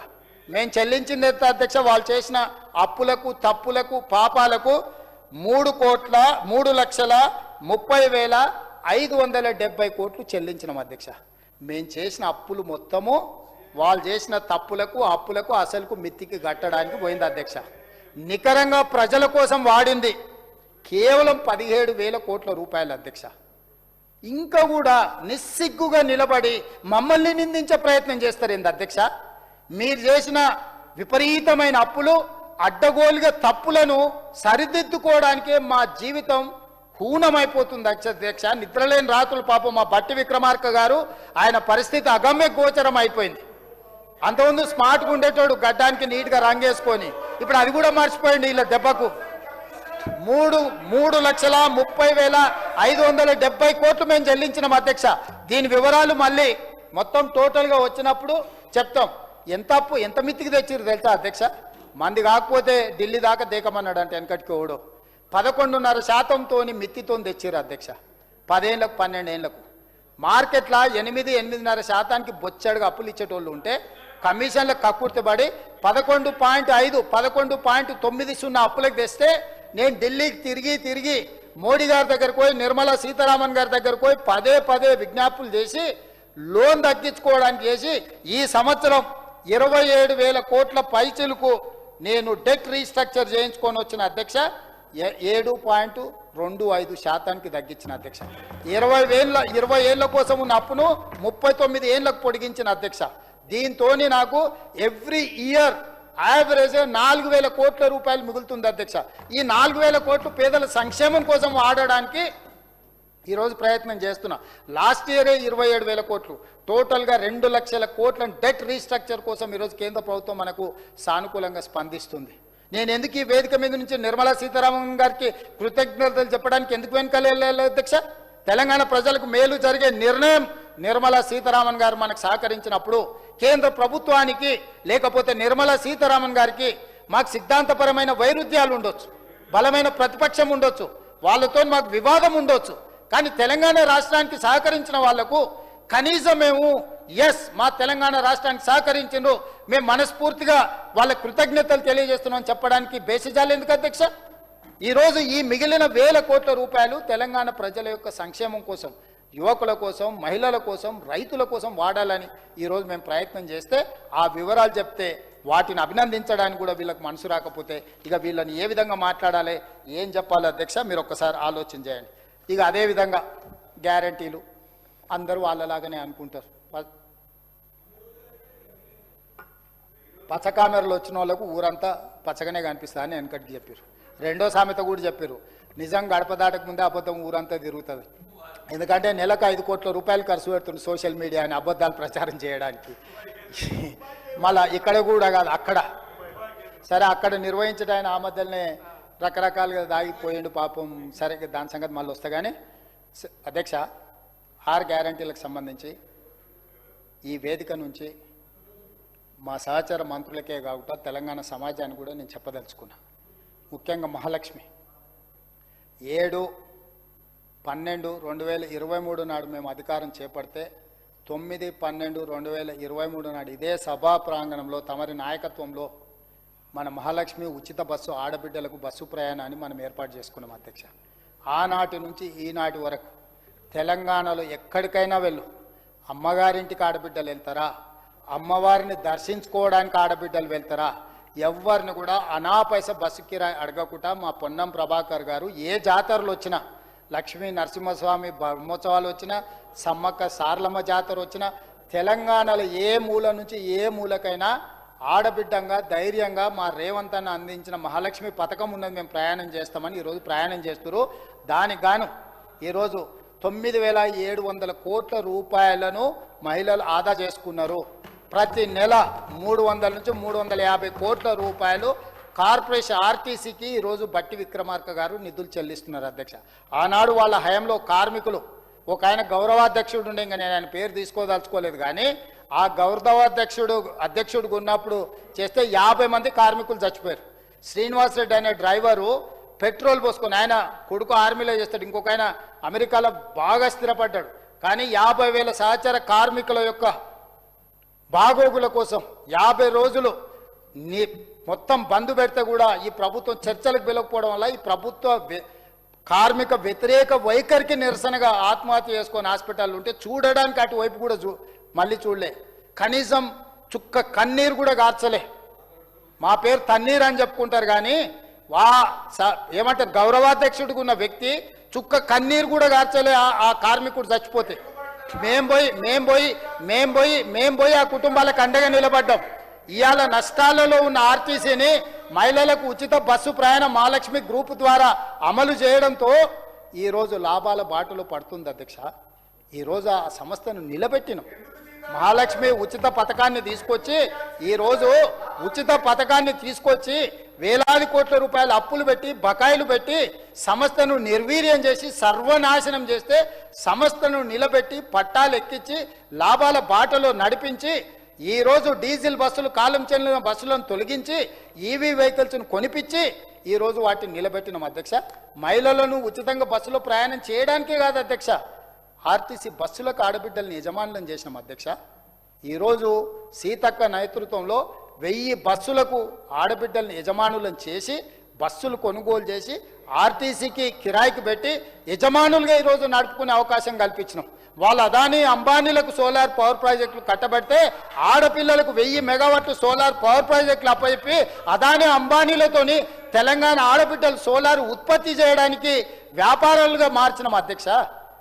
ఆ రోజు ఇండియన్ ఆయిల్ కార్పొరేషన్ నుంచి భారత్ పెట్రోలియం వరకు వాళ్ళు పెట్రోల్ బంకులు తెచ్చుకుంటే జిల్లా కేంద్రాలలో ఆడబిడ్డలకి ఈరోజు పెట్రోల్ బంకులు కేటాయించి పెట్రోల్ బంకుల యజమానులను తయారు చేసినాం అధ్యక్ష. అంతెందుకు అధ్యక్ష, హైటెక్ సిటీ పక్కన ఒకటి నైట్ బజార్ అని అప్పట్లో శిల్పారామం పక్కన పోయిన ప్రభుత్వం పెట్టింది. దీన్ని కార్పొరేట్ వాళ్ళకి తెగ నమ్ముకున్నారు అధ్యక్షులు. నేను వచ్చి చూస్తే ఇంత మంచిది ఏమవుతుందని చూస్తే అమ్మేసుకోరు అధ్యక్ష, ముంగేసే వరకల్లా నాకు చికాకు వచ్చి మింగిన దాన్ని లోపల నుంచి బయటికి గుంజిన అధ్యక్ష. గుంజి మహిళా ఆడబిడ్డలకు ఇందిరా మహిళా శక్తి బజార్ కింద పెట్టి 106 స్టాల్స్ 3.5 ఎకరాలు 1000 కోట్ల ఆస్తిని ఆడబిడ్డలకు అప్పచెప్పి తెలంగాణ మారుమూల పల్లెల్లో ఆడబిడ్డలు ఉత్పత్తి చేసే అన్ని వస్తువులను అక్కడ ప్రదర్శించి ప్రపంచానికి చూపించే విధంగా ప్రపంచానికి అమ్మడానికి ఇక్కడనే కాదు అమెజాన్ ప్లాట్ఫామ్ మీద ఈరోజు ఆడబిడ్డలు ఉత్పత్తి చేసే వస్తువులను ఈరోజు అమ్మకాలకు పెట్టడానికి ప్రపంచమే ఒక మార్కెట్గా ఆడబిడ్డలకు ఈరోజు సృష్టించిన అధ్యక్ష. ఇదే కాదు, ఈరోజు జిల్లా కేంద్రాలలో అదొక మళ్ళీ అమ్మకాల మీద ఒక రోజు మొత్తం మాట్లాడతా. అదేవిధంగా అధ్యక్ష, ఈరోజు ఇందిరా మహిళ ఈ స్వయం సహాయక సంఘాలకు అన్ని జిల్లా కేంద్రాలలో ఈరోజు 22 భవనాలను మనం ప్రారంభించుకోబోతున్నాం అధ్యక్ష. ఎక్కడికక్కడ జిల్లా మహిళా సంఘాలకు కూర్చోవడానికి మాట్లాడుకోవడానికి వ్యాపారాన్ని విస్తరించుకోవడానికి ఈరోజు వాళ్ళకు అన్ని రకాలుగా మనం సహాయం అందించి తొందరలోనే 22 జిల్లా కేంద్రాలలో కోట్ల రూపాయలతో నిర్మించిన ఆత్మగౌరవంతో నిలబడ్డ ఇందిరా మహిళా శక్తి జిల్లా కేంద్రాలను మనం ప్రారంభించుకోవడానికి ఈరోజు మహిళల కోసం మనము కార్యక్రమాలు తీసుకొని ముందుకు వస్తున్నాం అధ్యక్ష. ఆడబిడ్డల్ని ఆర్థికంగా నిలబెట్టినందుకైనా అభినందించాలి కదా. వాళ్ళ ఇంట్లో ఆస్తి పంపకాలు ఉండొచ్చు, ఆడబిడ్డ మీద వాళ్ళకి చిన్న చూపు ఉండొచ్చు. మొదటి 5 సంవత్సరాలు ఒక్క ఆడబిడ్డ కూడా మంత్రివర్గంలో అవకాశం ఇవ్వకపోవచ్చు. ఆడబిడ్డలు అంటే చిన్న చూపు వాళ్ళ ఇంట్లో ఉండొచ్చు, వాళ్ళ పార్టీ విధానం ఉండొచ్చు. కానీ మేము తెచ్చిన మహిళా పాలసీని, మహాలక్ష్మి విధానాన్ని అభినందించాల్సిన బాధ్యత వాళ్ళకి లేదా? సొంతింటి ఆడబిడ్డ కన్నీటి పెట్టి వీధిలోకి వస్తే ఏ కుటుంబానికైనా మేలు జరుగుతుంది అధ్యక్ష? ఎక్కడైతే ఆడబిడ్డ కన్నీరు పెడుతుందో అక్కడ కష్టాలే తప్ప ఇంకా ఏమి మిగిలవని చరిత్ర చెప్తుంది అధ్యక్ష. ఇప్పటికైనా కనువిప్పు కలిగించి సంపాదించిన దాంట్లో కొంత పంచండి. మొత్తం తింటే పైకి మొన్న చెప్పిన అధ్యక్ష, నేను ఎక్కడనో ఎంత ఉన్నా పైకి పోయేటప్పుడు ఆర్టీజీఎస్ లేదు బదిలీ చేసుకోవడానికి, ఇక్కడనే వదిలిపోవాలని. అంతోటి దానికి ఇంతోటి దురాశ ఎందుకు అధ్యక్ష? ఉన్నోళ్ళు తలా కొంత వంచుకుంటే అయిపోద్ది కదా. అది చేయకుండా మమ్మల్ని నిందిస్తే ఏమొస్తుంది అధ్యక్ష? పదే పదే నేనేదో విమర్శించిన, నేనేదో చేస్తున్నాను మాట్లాడతారు అధ్యక్ష. మీ సొంతింటి ఆడబిడ్డను నీ పక్కన కూర్చున్న వాళ్ళు లిక్కర్ రాని అన్నారా అధ్యక్ష? మీరే లిక్కర్ కింగ్ అన్నారు. మీ సొంత ఇంటి ఆడబిడ్డను లిక్కర్ రాని, లిక్కర్ కింగ్ అని నువ్వు బీఫామ్లు ఇచ్చిన ఎమ్మెల్యేలు అంటుంటే సోదరుడుగా నీకు కనీసం చీమ గుట్టినట్టయినా ఉండదా అధ్యక్ష? ఈ ఒక్క ఉదాహరణ మొత్తం మహిళా సమాజానికి ఒక అవగాహన వచ్చేసింది. వారు ఏ పార్టీ మనిషి, ఏం ఆలోచన అధ్యక్ష? భిన్నాభిప్రాయాలు ఉండొచ్చు, భేదాభిప్రాయాలు ఉండొచ్చు, కుటుంబంలో తగాదాలు ఉండొచ్చు, ఆస్తి తగాదాలు ఉండొచ్చు. దాయాదుల పోరు మహాభారతంలో చూసినాం. రాజ్యాల కోసం కుత్తుకలు కోసుకున్న వాళ్ళని చూసినాం.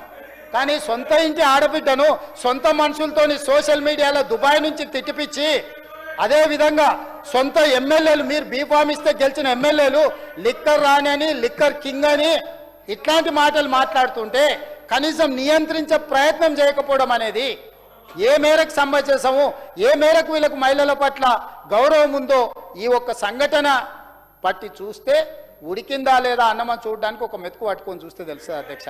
కాబట్టి దయచేసి ఇంకా ఎక్కువ వద్దు చర్చ, నేను డీటెయిల్గా బోదాల్చుకోలేదు. దయచేసి వదిలేసే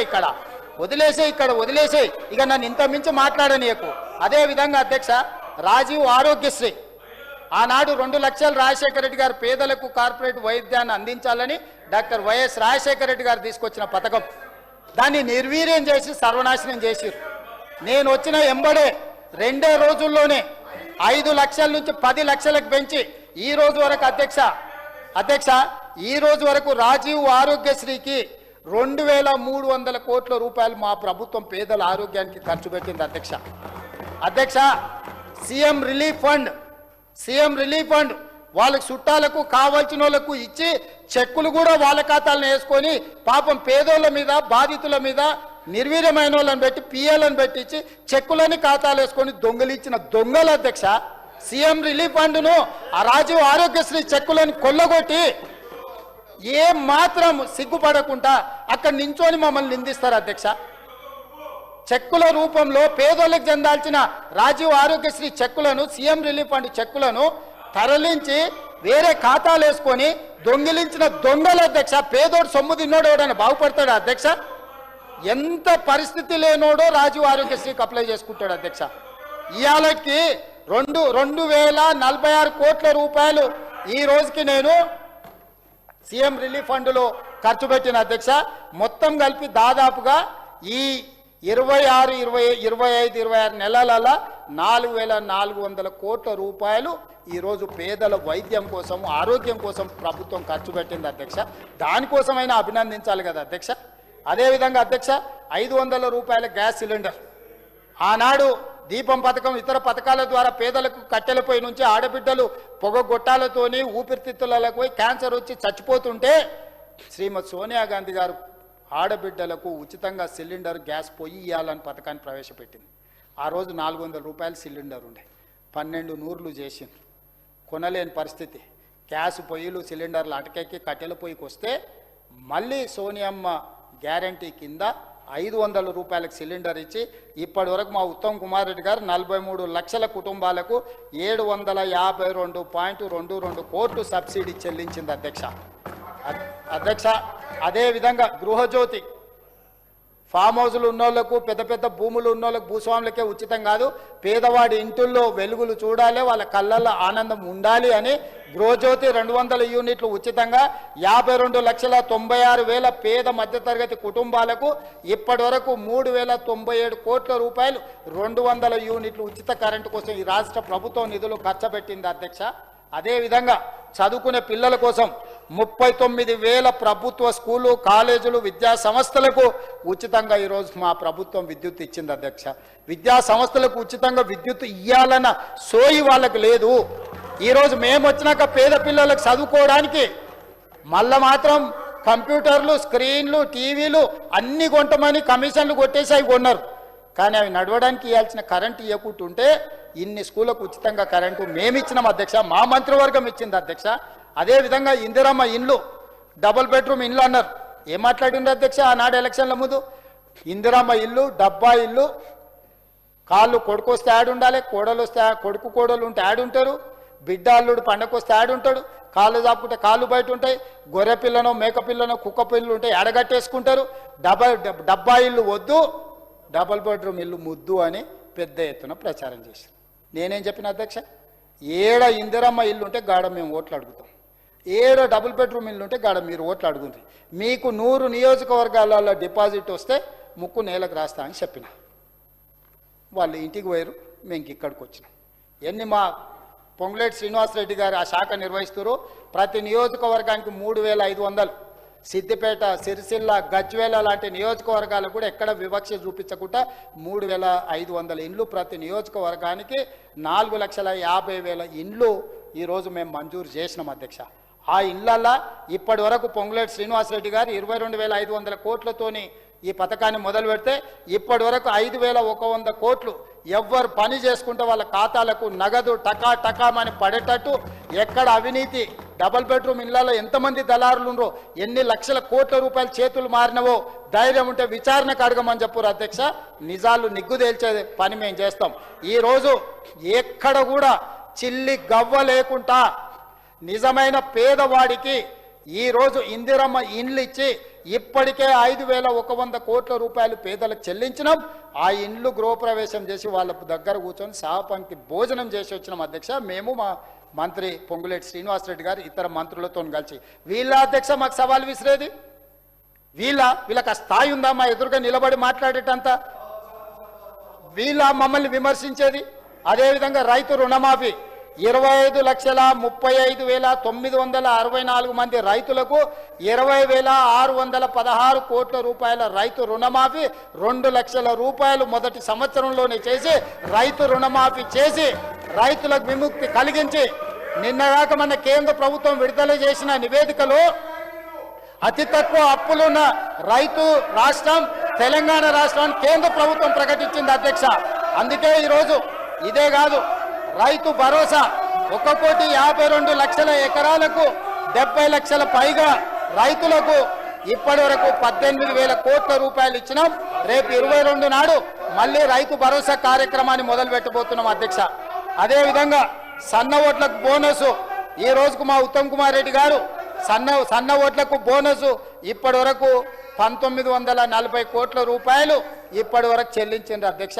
ఇవి మా గ్యారంటీలు. ప్రజలు మమ్మల్ని నమ్మిండ్రు కాబట్టి మాకు కంటోన్మెంట్ ఉప ఎన్నికలలో పట్టం కట్టిరు, జూబ్లీ హిల్స్ ఉప ఎన్నికలలో పట్టం కట్టిరు, సర్పంచ్ ఎన్నికలలో 66% సీట్లు ఇచ్చి పట్టం కట్టిరు, మున్సిపల్ ఎన్నికలలో 85 నుంచి 90% ఓట్లు ఇచ్చి పట్టం కట్టిరు.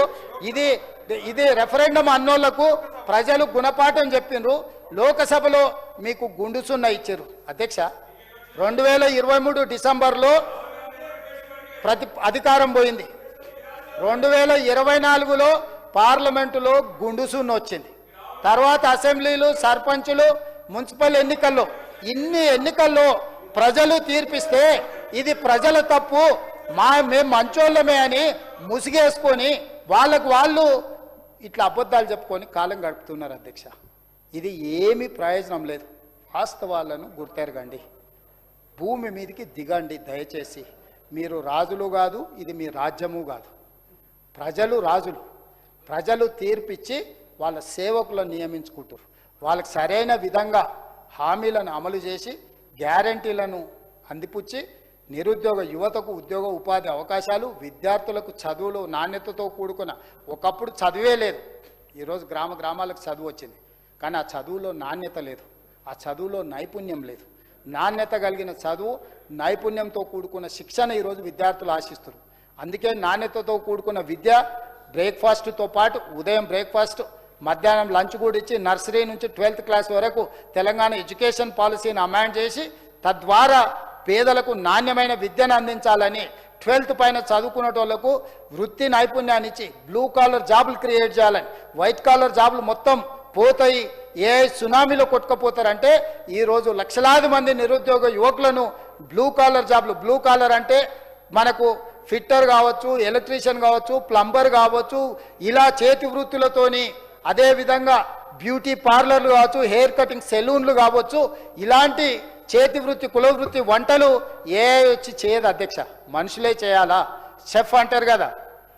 ఇట్లాంటివి ఎన్నో శిక్షణలు ఇచ్చి లక్షలాది రూపాయలు సంపాదించుకునే అవకాశం యువతకు కనిపించాలని ఈరోజు బ్లూ కాలర్ ఉద్యోగాలకు మా మంత్రివర్గం బ్రాండ్ అంబాసిడర్గా నిలబడాలని ఈరోజు మా ప్రయత్నం చేస్తున్నాం.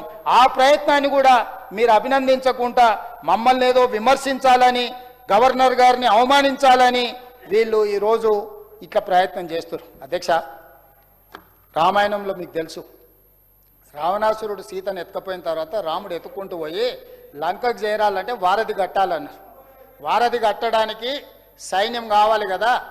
ఆనాడు వానరులందరూ కలిసి రాయి మోసి వారధి కడుతుంటే రాక్షసులు నవ్వుకున్నారంట. ఈ కోతులు చేసేది ఏంది, ఆ వారధి కట్టేది ఏంది, ఇలా బొంద ఇలా బోకేని.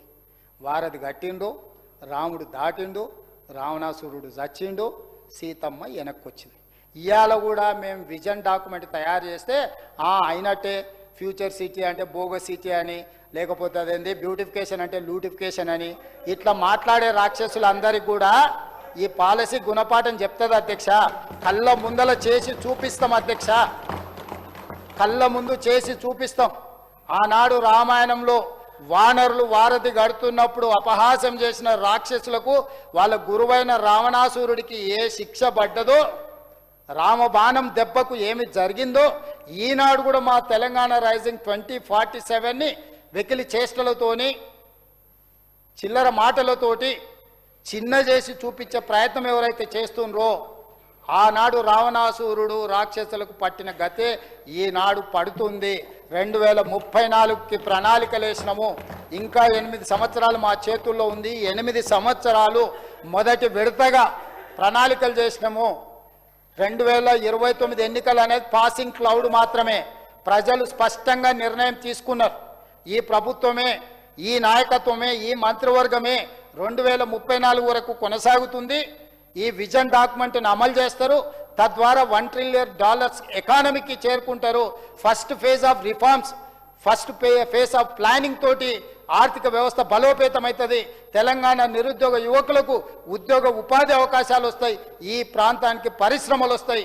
ఈ ప్రాంతంలో వ్యవసాయం లాభసాటిగా మారుతుందని 4 కోట్ల తెలంగాణ ప్రజలు విశ్వసిస్తున్నారు. ఆ దిశగా నిరంతరం పనిచేస్తాం అధ్యక్ష. నేను గతంలో ఉన్న నాయకులకు విజనరీ అని నేను చెప్పుకోను, రైతు రాజునని నేను చెప్పుకోను, తెలంగాణ ఉద్యమకారునని నేను చెప్పుకోను. అంతంత పదాలు నేనేం చెప్పుకోను. నేనేం చెప్తా అంటే, నేను హార్డ్ వర్కర్ని, నేను కష్టజీవిని.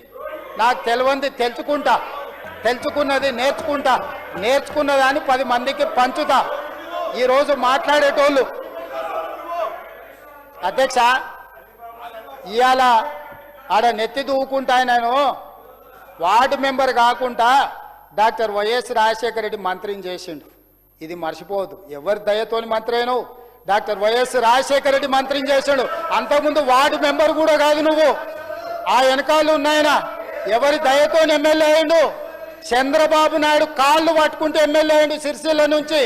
ఆనాడు సుధాకర్ రావుకు తెలుగుదేశం టికెట్ ఇస్తే సీఎం రమేష్ను మభ్యపెట్టి ఆ బీఫామ్ను మాయ చేసి సొంత పార్టీలో కేకే మహేందర్ రెడ్డిని, తెలుగుదేశంలో సాటి కులస్తుడైన సుధాకర్ రావుని ఇద్దరిని మోసం చేస్తే సావు తప్పి కన్ను లొట్టబోయి చంద్రబాబు నాయుడు దయా దాక్షిణ్యంతో ఎమ్మెల్యే.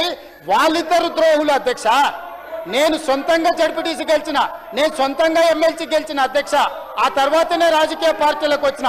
నేను స్వశక్తి స్వశక్తి పాలమూరు బిడ్డను తట్ట పని పార పని మట్టి పని చేసి ప్రజల నుంచి ఎన్నిక వచ్చినని నాకు నీకు పోలికేంది పొంతనేంది నా కాలి గోటికి కూడా సరిపోరు మీరు మీ జీవిత కాలం ఊడిగం చేసిన పనికిరారు మా పాలమూరు జిల్లాకు మీ నాయకుడిని నేను భుజాల మీద పోసి ఎంపీకి గెలిపించిన ఆయన పొత్తులో భాగంగా సిగ్గులేని మాటలు మాట్లాడతారు కృతజ్ఞత అనేది ఒక పదం ఉంటుంది అధ్యక్ష మానవ జన్మ ఎత్తినోడికి ఎవరికైనా కృతజ్ఞత అనే ఒక పదం ఉంటుంది వాళ్ళ జాతిలోనే ఆ పదం లేదు అధ్యక్ష 2009 ఎన్నికల్లో నేను ఎంబడి ఉండి తిప్పి పొత్తులో భాగంగా పొత్తు ధర్మంలో భాగంగా చంద్రశేఖరరావు గారిని ఎంపీగా మేం గెలిపించినాం అధ్యక్ష పాలమూరు బిడ్డలము పాలమూరులో ఊరు లేదు పార్లమెంటులో నోరు లేదు కానీ తెలంగాణ దెబ్బతినొద్దు అని అస్తిత్వం దెబ్బతినొద్దు అని మేము గెలిపిస్తే అన్నం పెట్టిన మాకు సున్నం పెట్టిన అధ్యక్ష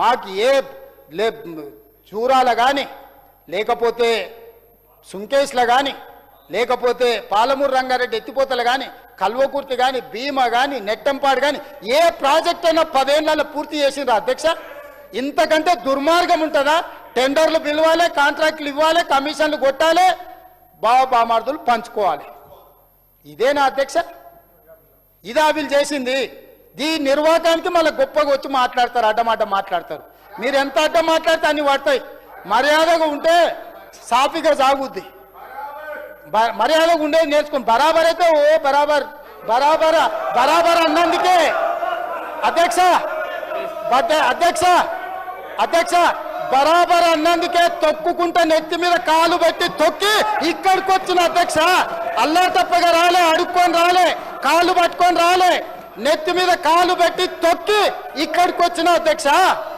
బరాబర్ మళ్ళా చూసుకుందాం 29లో తొక్కకపోతే చూడండి 29 మొత్తం కలిసి రండి మొత్తం కట్టగట్టుకొని రండి 29లో కూడా తొక్కకపోతే చూడు ఇదేనా సవాల్ రాసి పెట్టుకోండి ఇదేనా సవాల్ రాసి పెట్టుకోండి ఎట్లా గెలుస్తారో నేను చెప్తా అయ్యా అయ్యా అన్న ఇంట్లో పెట్టుకున్నాడు బెడ్రూమ్లో పెట్టుకున్నాడు మోసం చేసి నీ పక్కనే చేరిండ్రు నేను పొడిస్తే పండుకున్నప్పుడు కిడ్నీలు అమ్ముకుంటే పోతావు అక్కనే పోనీ ఎందుకు ఇప్పుడు అధ్యక్ష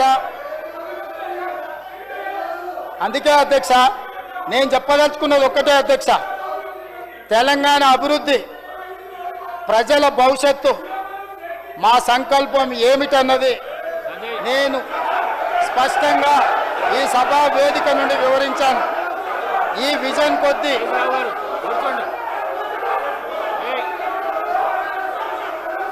కూర్చోండి హరీష్ రావు గారు కూర్చోండి కౌశిక్ రెడ్డి గారు ఏంది అధ్యక్ష తెలంగాణ అభివృద్ధి ప్రజల భవిష్యత్తు పట్ల మా సంకల్పం ఏమిటన్నది నేను స్పష్టంగా ఈ సభా వేదిక నుండి వివరించాను ఈ విజన్ కొద్ది మందికి పాయిజన్గా మారి బాధ పెట్టవచ్చు వాళ్ళ మానసిక పరిస్థితిని మరింత విషపూరితం చేయొచ్చు అధికారం పోయిందన్న బాధ వారసత్వంగా వస్తుందనుకున్న ముఖ్యమంత్రి పదవి దక్కకపోవడం వల్ల కొద్ది మందికి ఈ విజన్ రుచించకపోవచ్చు ప్రతిపక్షం అధికార పక్షాన్ని విమర్శించడం సహజం కానీ వాళ్ళ విమర్శల పరిధి దాటి విషం కక్కుతున్నారు తెలంగాణ ప్రజల కోసం వాళ్ళు కక్కే విషాన్ని నేను శివుడి లెక్క కంఠంలో దాచుకునే శక్తి నాకు మా మంత్రివర్గ సహచరులకు ఉంది కాబట్టే ఇబ్బంది ఏమీ లేదు కుంగి కృషించి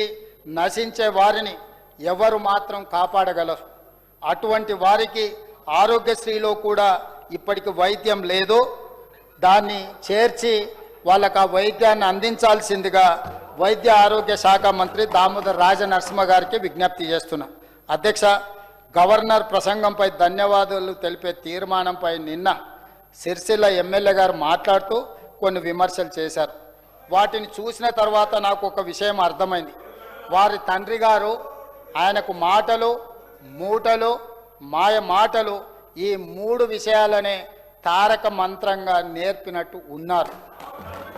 ఇచ్చిన హామీల విషయంలో ప్రజల్ని మోసం చేయడంలో డబుల్ త్రిబుల్ పిహెచ్డీలు చేసిన వీళ్ళు మా గురించి మాట్లాడే నైతిక అర్హత లేదు.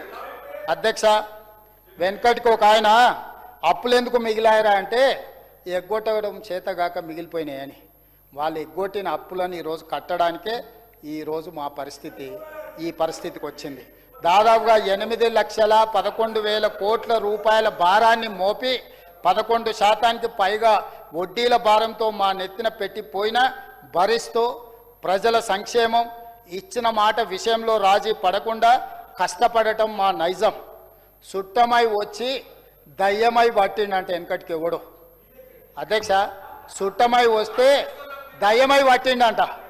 తెలంగాణ ఉద్యమం పేరుతో అధికారంలోకి వచ్చిన ప్రజలను ఘోరంగా వంచిన వీళ్ళు మాకొచ్చి నీతులు చెప్తున్నారు. అధ్యక్ష, పాలకుండ దగ్గర అధ్యక్ష వెనకటికి ఎవరో అంట పాలకుండ దగ్గర దొంగపిల్లిని కాపలా పెట్టారట. పాలకుండ దగ్గర దొంగపిల్లిని కాపలా పెడితే పాలు కుండలు ఉంటాయి. అధ్యక్ష, వీళ్ళకు కూడా తెలంగాణ రాగానే అధికారాన్ని అప్పచెప్తే 10 సంవత్సరాలు తెలంగాణ మొత్తం దోసుకొని పంచుకొని తిని ఈరోజు తిన్నదరగకు వచ్చి ఇక్కడ లొలి పెడుతున్నారు. అధ్యక్ష, అందుకే అధ్యక్ష అందుకే ఇక్కడ మాత్రం పుత్రరత్నం గారు చిలక పలుకులు పలుకుతున్నాడు. 6 గ్యారంటీలలో ఒక్కటి తప్ప మేము అన్నీ అమలు చేస్తున్నాం. ఏ ప్రభుత్వానికైనా ప్రాధాన్యతలు ఉంటాయి. వాళ్ళ అధికారంలో ఉన్నప్పుడు పరివారం పలహారం వాళ్ళ వినాదం. మొత్తం తెలంగాణ మొత్తం వాళ్ళ పరివారానికి పలహారంగా మారింది. వాళ్ళ విధానం మాత్రం అదే. అధ్యక్ష, కానీ మేము మాత్రం ప్రతి క్షణం ప్రజలకు ఇచ్చిన మాట నిలబెట్టుకునేందుకు పరితపిస్తున్నాం, ప్రయత్నం చేస్తున్నాం. 2 లక్షల రూపాయల రుణమాఫీ చేశాం. దీనికోసం ఏకంగా 21,616 కోట్ల రూపాయలు మేము చెల్లించినాం. సన్న బియ్యానికి బోనస్ ఇస్తున్నాం. ఏకకాలంలో ప్రతి రౌండు 9,000 కోట్ల రూపాయలు రైతు భరోసా పథకాన్ని అమలు చేస్తున్నాం. అదేవిధంగా అధ్యక్ష, ప్రభుత్వం పరిపాలన చెయ్యాలి. ప్రజలకు సమాజానికి సదుపాయాలు మౌలిక సౌకర్యాలు కల్పించాలి. అంతేకాని ప్రజల వ్యక్తిగత జీవితాల్లోకి తొంగి చూడడం, ఎవరేం మాట్లాడుకుంటున్నారో దొంగచాటుగా వినడం చేయకూడదు. అటువంటి ప్రభుత్వాది నేతలు చరిత్రహీనులుగా మిగిలిపోతారు. ఇది మన కళ్ళ ముందే మనమే చూసిన సత్యం. సొంత ఇంటి ఆడబిడ్డ కూడా నా ఫోన్లు దొంగచాటుగా ఇన్నరని ఆరోపణ చేస్తుందంటే ఎంత నీచానికి దిగజారినరో ఈ ఒక్క ఉదాహరణ చాలు. అధ్యక్ష, అదేవిధంగా అధ్యక్ష, వాళ్ళ 10 ఏళ్ల కాలంలో రాష్ట్రంలో ఆడబిడ్డకు ఆత్మగౌరవం సంగతి దేవుడెరుగు, గుర్తింపే లేదు. ఆడబిడ్డల చీరల్లో సైతం స్కామ్లకు కమిషన్లకు పాల్పడ్డారు. బతుకమ్మ చీరల కమిషన్లు కొట్టేసినాడు. తెలంగాణ రాష్ట్రంలో ఉండే ఆడపిల్లలకు పంచిన బతుకమ్మ చీరలలో కూడా కమిషన్లు కొట్టిన వాళ్ళు ఆ చీరలు ఒంటి మీద కట్టుకోకుండా పొలాల దగ్గర పిట్టలను బెదిరించడానికి కట్టుకున్న పరిస్థితులు ఆనాడు చూసినాం. ఈనాడు మేము 1,20,00,000 మంది ఆడబిడ్డలకు తుమ్మలన్న 1,00,000 మంది ఆడబిడ్డలకే కదా చీరలు పంచింది. మన 1,00,000 మంది ఆడబిడ్డలకు ఇందిరా మహిళా శక్తి చీరలు పంచితే పాలపిట్ట రంగులో ఈరోజు దసరా పండుగ నాడు పాలపిట్టలాగా మా ఆడబిడ్డలు ఆ చీరలు కట్టుకొని సభలకు సమావేశాలకు పండుగలకు వస్తుంటే చూడముచ్చటగా ఆడబిడ్డలు ఎంత ఆనందంగా ఉన్నారో మేము పంచిన చీరలతోని ఈరోజు ఈ సభ సజీవ సాక్ష్యం. మా సీతక్క, మా మంత్రి సురేఖక్క కట్టుకున్నారు ఆ చీరలు. మా ఇంటి ఆడపడుచులు కూడా ఆ చీరలు కట్టుకునేంత గొప్పగా ఈరోజు పేదలకు, ఈరోజు ఆడబిడ్డలకు అన్నగా సారె పెట్టిన, పండుగ పూట చీర పెట్టిన దాన్నైనా వీళ్ళు అభినందించాలి కదా అధ్యక్ష. ఆడబిడ్డకు పెట్టిన చీర సారెతో సమానము, దాన్నన్నా అభినందించడానికి వీళ్ళకు ముందుకు రాలేదంటే వీళ్ళు ఎలాంటి మనస్తత్వం ఉన్నోళ్ళో ఒక్కసారి ఆలోచన చేయండి అధ్యక్ష. అదేవిధంగా 10 ఏళ్ల కాలంలో ఎక్కడైనా ఆడబిడ్డలు వ్యాపారాలలో, వ్యవహారాలలో, పరిపాలనలో కనిపించారా? ఇప్పుడు ఆడబిడ్డలు మగవాళ్ళతో సమానంగా అన్నింటా పోటీ పడుతున్నారు. మేము ప్రోత్సహిస్తున్నాం. మా దృష్టిలో, వాళ్ళ దృష్టిలో ఆడబిడ్డలంటే వంటింటి కుందేళ్ళు. అందుకే పిల్లలను నా కోసం కన్నావా అని ఆయన గారు అవహేళన చేసిండు. ఇవాళ పిల్లలను కనండి, అధికంగా కనండి, బోనస్లు ఇస్తాము, ఆర్థిక సహాయాన్ని అందిస్తామని మేము విధానం తీసుకున్నాం. మంత్రిగా పనిచేసిన వ్యక్తి, ఒక తల్లి నాకు 3-4 పిల్లలు ఉన్నారు, నాకు ఆర్థికంగా భారమైంది, కష్టమైంది, ప్రభుత్వాన్ని సహాయం చేయమని అడిగింది అధ్యక్ష. చెన్వాడలో ఫామ్ హౌస్లో గుంట భూమి కూడా అడగలే ఆడబిడ్డ పాపం. ఎర్రవల్లిలో ఫామ్ హౌస్లో 2 గదుల డబుల్ బెడ్రూమ్ ఇల్లు కూడా అడగలే అధ్యక్ష. ప్రభుత్వ నిధుల నుంచి ఏదైనా సంక్షేమ పథకం ఇవ్వమంటే పిల్లల్ని నా కోసం కన్నవా అని ఆడబిడ్డల్ని అవహేళన చేసిన చరిత్ర, బస్సులో పోతుంటే బస్సులో పోయి ఆడపిల్లల్ని అవమానించిన చరిత్ర అధ్యక్ష. మేము ఈనాడు స్థానిక సంస్థల పోటీలో ఈరోజు ఇద్దరు పిల్లల నిబంధన ఉంటే తొలగించి పిల్లలని అధికంగా కనండి. తెలంగాణ సమాజంకు అవసరం ఉన్నది, దేశాన్ని నిర్మించాలంటే పిల్లలు పెరగాలి. ఈరోజు అని మేము ప్రణాళికలు తీసుకొచ్చి వాళ్ళ సంక్షేమం కోసం, వాళ్ళ అభివృద్ధి కోసం చదువులు కానీ అదేవిధంగా సంక్షేమ పథకాలను మేము తీసుకొచ్చి ఈరోజు మేము ఆర్టీసీ బస్సులో ఉచిత ప్రయాణాల నుంచి ఇవన్నీ చేస్తున్నాం. అయినా కించపరిచే విధంగా వాళ్ళు మాట్లాడుతున్నారు అధ్యక్ష. అహంకారాన్ని కూడా అద్దుంటుంది అధ్యక్ష. ప్రభుత్వాలు తప్పు చేస్తే ప్రశ్నించవచ్చు, అది ప్రతిపక్షం బాధ్యత. కానీ ప్రశ్నించడానికి, అహంకారం ప్రదర్శించడానికి చాలా తేడా ఉంది. అది వాళ్ళకి ఎప్పటికీ అర్థం కాదు. ఎందుకంటే అహంకారం వాళ్ళ జన్మ హక్కు అనుకుంటారు. అహంకారం అనేది మా జన్మ హక్కు. వీళ్ళందరిని అవమానించడం కోసమే మేము పుట్టినాము, దైవాంశ సంభూతులం అని అనుకుంటారు అధ్యక్ష. ప్రజలు ఆగ్రహిస్తే ఈసారి అది కూడా ఉండదు అధ్యక్ష. ప్రజలు భూకంపం వచ్చే ముందు కూడా భూమి మొదట కొంత కంపిస్తుంది, కొంత సమయం ఇస్తుంది. రిక్టర్ స్కేల్ మీద మీరు ఎప్పుడైనా చూడండి, సర్దిద్దుకోమని. అట్లా సర్దిద్దుకోకపోతే ఆ భూకంపంలోనే కొట్టుకొని పోతారు అధ్యక్ష. ఇక్కడి నుంచి అక్కడికి మారిండ్రంటే భూకంపంలో వచ్చిన ప్రకంపన, ప్రజల కోపము కొంత మాత్రమే ప్రదర్శించారు. ఇప్పటికీ కూడా ఆలోచనలు కానీ అహంకారం కానీ మారకపోతే ప్రజలు అక్కడ కూడా ఉంచారు అధ్యక్ష. చరిత్రలో కనుమరుగైన పార్టీలను చాలా చూసినాం అధ్యక్ష. వీళ్ళేం అతీతులు కాదు. జనతా పార్టీ ఎంత గొప్ప పార్టీ, ఏడున్నది ఈరోజు. కాబట్టి వీళ్ళు ఏదో ఊహించుకుంటున్నారు, మేము దైవాంశ సంభూతులం, మేము దేవుళ్ళమని. అయ్యా మీరు దోపిడీదారులు, దేవుళ్ళు అనే సంగతి చాలా దూరం. నోటిఫికేషన్లు మేము ఉద్యోగాలు ఇస్తే నోటిఫికేషన్లు మేము ఇస్తామంట. 10 ఏళ్ళు ఎందుకు పట్టింది అధ్యక్ష నోటిఫికేషన్లు ఇస్తే ఉద్యోగాలు ఇవ్వడానికి? 10 నెలల్లో మేము చేసిన పని 10 ఏళ్ళలో మీరు ఎందుకు చేయలేకపోయినరు? ఇప్పుడు మీరు అంటున్న నోటిఫికేషన్లు మీరు ఇచ్చినవే కదా. మీరు ఇచ్చిన నోటిఫికేషన్ల నియామకాలు మీరు ఎందుకు చేయకుండా పారిపోయినరు? 10 ఏళ్ళు ఉన్నారు కదా. మీరు ఇచ్చిన నోటిఫికేషన్లు మీరే నియామక పత్రాలు అందించనుంటే ఆ నిరుద్యోగ యువకులు మీకే బ్రహ్మరథం పట్టేటోళ్ళు కదా. మీరు ఆ పేదల నిరుద్యోగ యువకుల యొక్క ఆవేదన, బాధను, దుఃఖాన్ని, ఆ తల్లిదండ్రుల యొక్క కష్టాన్ని మీరు అర్థం చేసుకోక వదిలేసినందుకు ఆ ఉద్యోగ నియామక పత్రాలు అందించింది మేము అధ్యక్ష.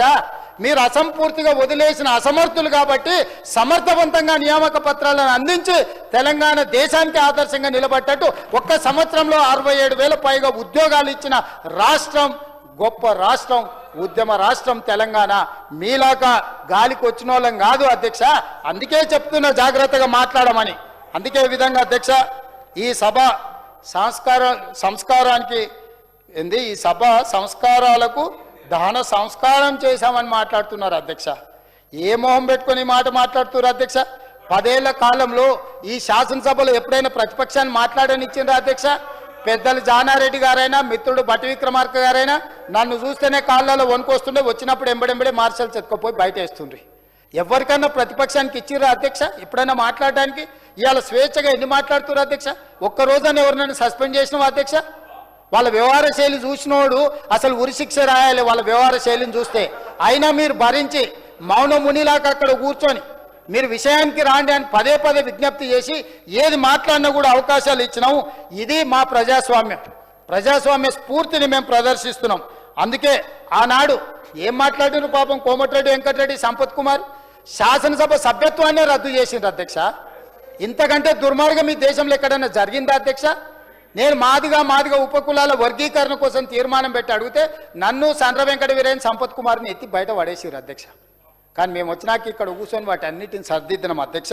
అందుకే ఈరోజు నేను చెప్పదలుచుకున్నది ఒకటే అధ్యక్ష. నేను గర్వంగా చెప్తున్నా, మీ నాయకత్వంలో మేము శాసనసభ ఉన్నతిని, గౌరవాన్ని నిలబెడుతున్నాం. ప్రతిపక్షం ఈరోజు సభలో మాట్లాడే పరిస్థితి 10 ఏళ్ల తర్వాత ఇప్పుడే తెలంగాణ సమాజం చూస్తుంది. సమస్యల పరిష్కారం కోసం ప్రతిపక్షాన్ని సలహాలు అడిగే ప్రభుత్వాన్ని తెలంగాణ సమాజం మొదటిసారిగా చూస్తుంది. ప్రతిపక్ష నాయకుడు కేసీఆర్ గారిని సభకు రావాల్సిందిగా ఆహ్వానిస్తున్న ప్రభుత్వాన్ని ఈరోజు తెలంగాణ సమాజం గమనిస్తుంది, చూస్తుంది. ఏ అంశంపైనైనా అర్థవంతమైన చర్చలకు ఆస్కారం ఇచ్చే ప్రభుత్వాన్ని తెలంగాణ సమాజం చూస్తుంది. రాచరికపు ఆలోచన ఆకాంక్ష ఉన్న వీళ్ళు మాకు సలహాలు ఇస్తే మాంసం తిని మద్యం మంత్రాలు చదివితే ఎట్లుంటుందో గట్ల ఉన్నది అధ్యక్ష ఈరోజు సభలో వీళ్ళ వ్యవహార శైలి. అందుకే అధ్యక్ష నేను తమరి ద్వారా విజ్ఞప్తి చేసేది, సూచన చేసేది, వయసు ఉంది కాబట్టి ఓపిక ఉండాలి. ఓపుకుంటే అవకాశాలు వస్తాయి. ఓపికతో పాటు ప్రవర్తన కూడా మార్చుకోవాలి. ఇది మీ తాత ముత్తాతల ఆస్తి కాదు. ఈ కుర్చీ అనేది ప్రజలు ఇస్తే వచ్చేది. ప్రజలు ఆశీర్వదిస్తే మనం ఇక్కడ కూర్చుంటాం. అందుకోసమని ఈరోజు నేను వాళ్ళకి చేసే సూచన ఒక్కటే, ఎప్పుడు ఏది కావాలంటే అప్పుడు అది మాట్లాడతాం. నరం లేని నాలుక కాబట్టి ఎటైనా తిప్పుతామని మాట్లాడితే ప్రజలు అందరూ గమనిస్తూనే ఉండరు. అందుకోసమని ఇవాళ అధ్యక్ష గవర్నర్ గారి ప్రసంగానికి ధన్యవాదాలు తెలుపుతారు ప్రతిపక్షం అని మేము భావించినాము. ధన్యవాదాలు తెలిపే సంస్కారం వాళ్ళకు లేకపోయినా నేను సభ్యులందరినీ గవర్నర్ గారి ప్రసంగానికి ఏకగ్రీవంగా ధన్యవాదాలు తెలిపి వారి ప్రసంగాన్ని ఆమోదించి తెలంగాణ పేద ప్రజల కోసం, తెలంగాణలో ఉండే దళితులు, గిరిజనులు, ఆదివాసీలు, బలహీన వర్గాలు, మైనారిటీలు, మహిళలు, నిరుద్యోగ యువకులు, విద్యార్థులు, కార్మికుల, కర్షకుల కోసం ప్రణాళిక సిద్ధం చేసి తెలంగాణను బంగారు తెలంగాణగా మార్చి తెలంగాణ పునర్నిర్మాణంలో భాగస్వాములు కావడానికి 2034లో $1 ట్రిలియన్ ఎకానమీ ఈ మంత్రివర్గము ఈ సభలో ఉన్న సభ్యులందరూ కలిసి వస్తారు. మొదటి విడతగా $1 ట్రిలియన్ చేరుకుంటాం. అదేవిధంగా రెండో విడత 2047 వరకు $3 ట్రిలియన్ ఎకానమీకి ప్రణాళికలు సిద్ధం చేసినాం. ఏకగ్రీవంగా ఆమోదం తెలిపి గవర్నర్ గారికి ధన్యవాదాలు తెలపాల్సిందిగా సభ్యులందరికీ విజ్ఞప్తి చేస్తూ తమరి దగ్గర సెలవు తీసుకుంటున్నా. ధన్యవాదాలు అధ్యక్ష. There are no amendments to the motion of thanks to the address by the governor. The question is that the following motion moved by Sri Balu Nayak and seconded by Adi Sedimas before the House, that address be presented